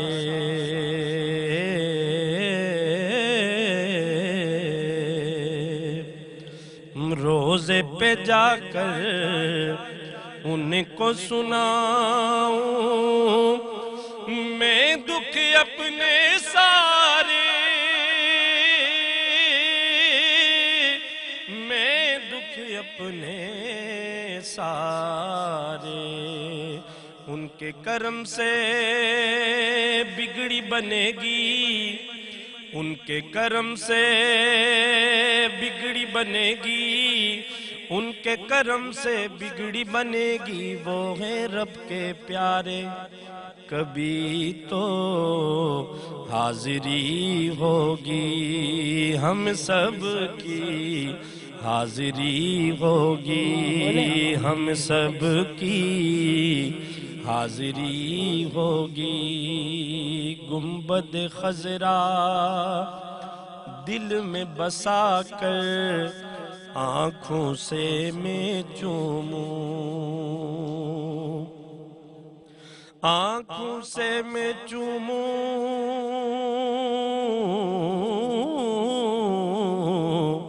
آنکھوں سے میں چوموں. گنبد خضرا دل میں بسا کر آنکھوں سے میں چوموں, آنکھوں سے میں چوموں. نعت محمد پڑھتا جاؤں, نعت محمد پڑھتا جاؤں, نعت محمد پڑھتا جاؤں. لہراؤں میں جھوموں, کبھی تو حاضری ہوگی ہم سب کی, حاضری ہوگی. ذکر نبی کا جس گھر میں ہو روشنی ڈیرے ڈالے, جیسے آپ نے اپنے گھرانے کی بات کی. ذکر نبی کا جس گھر میں ہو روشن ڈیرے ڈالے، روشن ڈیرے ڈالے، ان سے جس کی نسبت پکی، ان سے جس کی نسبت پکی وہی منزل پالے. کبھی تو حاضری ہوگی ہم سب کی، حاضری ہوگی ان کے نگر میں بارش رحمت رم جم برسے. ان کے نگر میں بارش رحمت رم جم برسے. ان کے نگر میں بارش رحمت رم جم برسے. رم جم برسے. دونوں جہاں ملتے ہیں طاہر، دونوں جہاں ملتے ہیں طاہر میرے نبی کے در سے. کبھی تو حاضری ہوگی، کبھی تو حاضری ہوگی ہم سب کی، حاضری ہوگی ہم سب کی، حاضری ہوگی. آمین الہی آمین. بہت شکریہ تمام معزز مہمانان گرامی کا، آپ لوگ تشریف لائے K21 کی اس خوبصورت نشریات میں. اللہ پاک پروردگار نے مجھے موقع دیا، میں ان سے ملی، ان سے باتیں کی. اگر ہم سے کوئی بھی غلطی یا کوئی ایسی بات منہ سے نکل گئی ہو جو آپ لوگ کو اچھی نہ لگی ہو تو معاف کر دیجیے گا، کیونکہ انسان سے غلطی ہو سکتی ہے. اور اس پروگرام کے لیے ضرور کوشش کیجیے گا، دعا کیجیے، ہمارا ساتھ دیجیے. اور K21 کے جتنے مالکان ہیں ان کے لیے دعا کیجیے کہ اللہ پاک پروردگار انہیں برکت دے، ان کے رزق میں برکت دے. اور میری ساری ٹیم جو میرے ساتھ کام کرتی ہے، اللہ ان کے گھروں میں بھی برکت دے، اللہ ان کی مشکلوں کو آسان کرے، ان کی ساری دعائیں پوری کرے. اللہ جو جائز ساری دعائیں، آپ سب کی ساری دعائیں اللہ پاک ہمیں اپنی رحمتوں میں رکھے. میں آپ سے آج کے لیے اجازت چاہوں گی، کیونکہ آج زندگی ہے آپ کے ساتھ ہوں، پتہ نہیں کل زندگی ہو نہ ہو. انشاءاللہ زندگی بخیر اگر کل ہوئی تو ضرور آپ کے پاس آؤں گی. اور اس وقت کامران بھائی کو کہوں گی کہ آپ اختتامیہ جو بھی ہمیں نعت سنائیں. میں آپ کو یہ بتا رہا تھا، جیسے آپ نے بات کی، آپ کی بات سے بات نکلی کہ والدین کا بڑا کردار ہوتا ہے انسان کی جو زندگی کے معاملات چل رہے ہوتے ہیں، اس میں والدین کا بڑا کردار ہوتا ہے تربیت کا.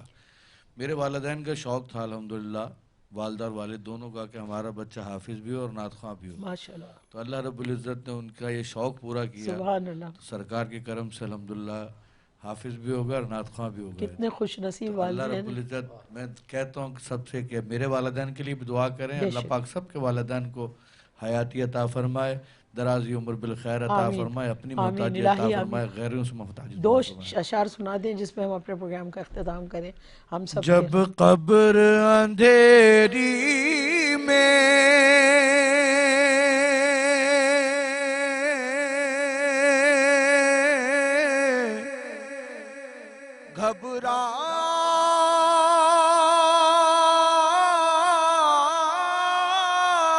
گھبراؤں گا میں تنہا،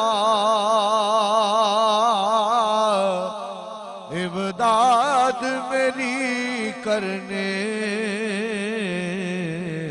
آ جانا ذرا شاہ، روشن میری تربت کو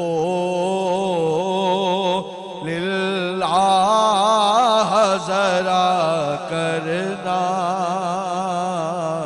جب وقت نزا آئے آقا دیدار عطا کرنا، جب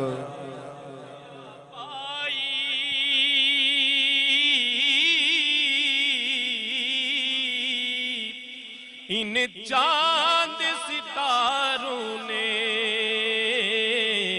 اس در سے شفا پائی، دکھ درد کے ماروں نے اس در سے شفا پائی،